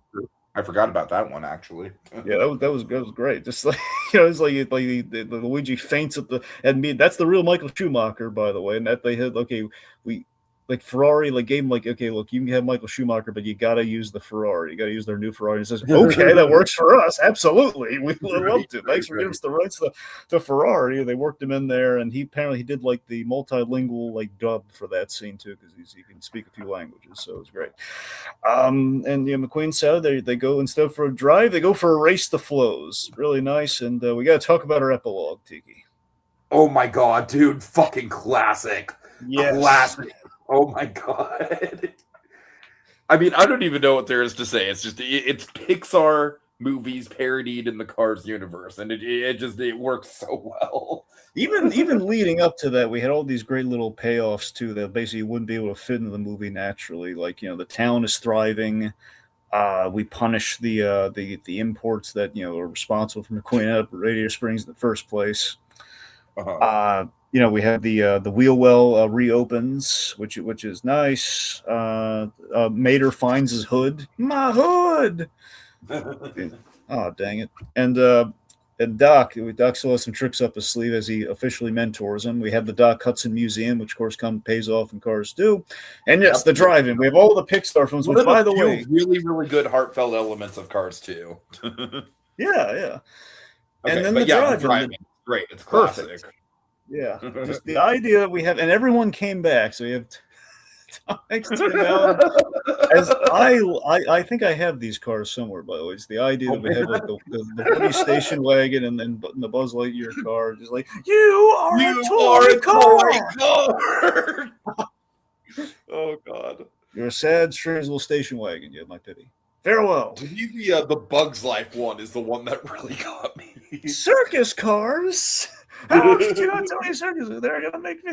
And so the idea that we have, John Ratzenberger in a fourth wall capacity, and honestly, I mean, the way it worked, I'm glad we still got other John Ratzenberger. If this was the last John Ratzenberger, cameo, really is in your. I think it's fitting that this is the last one where he truly is he's not a main cast member, but he's definitely a supporting character. A pretty important supporting player, like a name role versus an East, versus just kind of exactly, a walk on. For the last name role that he's got, it's fitting that this movie be the one to give it, to give that to him. Where you can kind of we have Ham, and we have Ham and the abominable snowmobile, which is great, right. And PT Flea, which I think PT Flea is probably a PT Cruiser, be my guess. No, I remember in theaters, again, that wonderful, graduated freshman year of high school, summer vacation in front of me. I was just dying, Dragon. I was just dying from Mac being like, hey, that guy sounds just like me. I thought that was the funniest shit in the world. Yeah. So, by the way, when they were going to do the other two movies, they were going to have. And yes, executive judge Ratzenberger does voice Mac. Yeah. So apparently, wait a minute here. They're just using the same actor over and over again. What is this? A cut rate? What kind of cut rate production is this? Oh God, which is perfect. But yeah, so apparently they were going to do Incredibles and Finding Nemo. And Finding Nemo, they were going to be submarines. Oh God, that would have been fun. So So they ended up cutting. I imagine because it would have been difficult to animate like a whole bunch of little mini subs as like the School of Fish would be my guess. But ultimately, they kind of like the logistics on those would have been really difficult. But apparently, that thing. So they were really they. You'll notice in Cars 2, we open on the boat, and that's because they tried everything they could to get. They have a train. We have planes with like the Blue Angels, and we have we have cars. They desperately wanted to get boats, but they did not have the room for it. It was like there's nowhere near water. They could not fit in boats or submarines. So, Cars 2, first thing we see, boat. The one thing they could get. It's great. But yeah, that's the movie. Of course, there's a nice tribute to Joe Ranft. Which is nice. Of course, had they known, then they probably wouldn't have tributes to George Carlin and Paul Newman. But it was really nice. And that's the movie. That's 20 years in the making, folks. Man, honestly, just like I said, it's like I haven't rewatched this thing in a minute, probably a few years at least, and just talking through it, like I think, even though I haven't had like a fresh watch, just talking through the thing, it holds up so well, especially to like what modern Disney standards are. I mean, no disrespect to modern Disney and Pixar. I love Hoppers. Hoppers was really good, but like this movie it has so much heart, has so much setup and payoff to it, man. It's like the characters are great, the environments are wonderful, the world building is on point if you don't think about how it fits into the Pixar universe. No, I can't say enough good things about this movie, man. It's not the most perfect Pixar movie from a story point of view, but god damn it, it's got to be one of the single most charming ones. It really really sticks to landing for me as far as like how it holds up. Go ahead. Real quick, Little Blue says in the end credits scene. Yeah, so Minnie and Van, they were that's the post credit scene of Cars where they're still lost in the desert, and we have like the little car bugs in frame. Which it's cute. Anyway, but yeah, so final thoughts for me. That's what I'm saying, man. This film, I think I have a great appreciation every time I watch it. And just looking back on, man, it's still. I always remember with Cars. I remember the bits that I loved in the movie most, and just in general, I was like, "Oh yeah, it's a solid movie. It's not Pixar's best." And it's the fact that the reason I kind of felt that way is that Cars was always the outlier, not because of some cockamamie Pixar theory, which now has been legitimized thanks to Hoppers. Not counting that. It's just the fact that Cars was always like, again, if it's about kind of our. It's kind of like they have like that connect to humanity thing where it's like we have experiences with toys, with bugs, with monsters in our closet. It's like the perennial kid thing, and then Cars was in a way, despite just being something that you imagine kids would love toy cars and everything.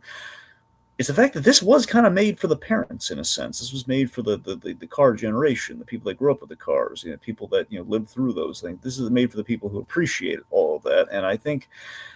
I'm not saying that there wasn't an audience for it. I'm not saying it. I think maybe at the time it felt like they were playing to kind of like a younger demographic, but the story was a little over their heads with the Route 66 significance.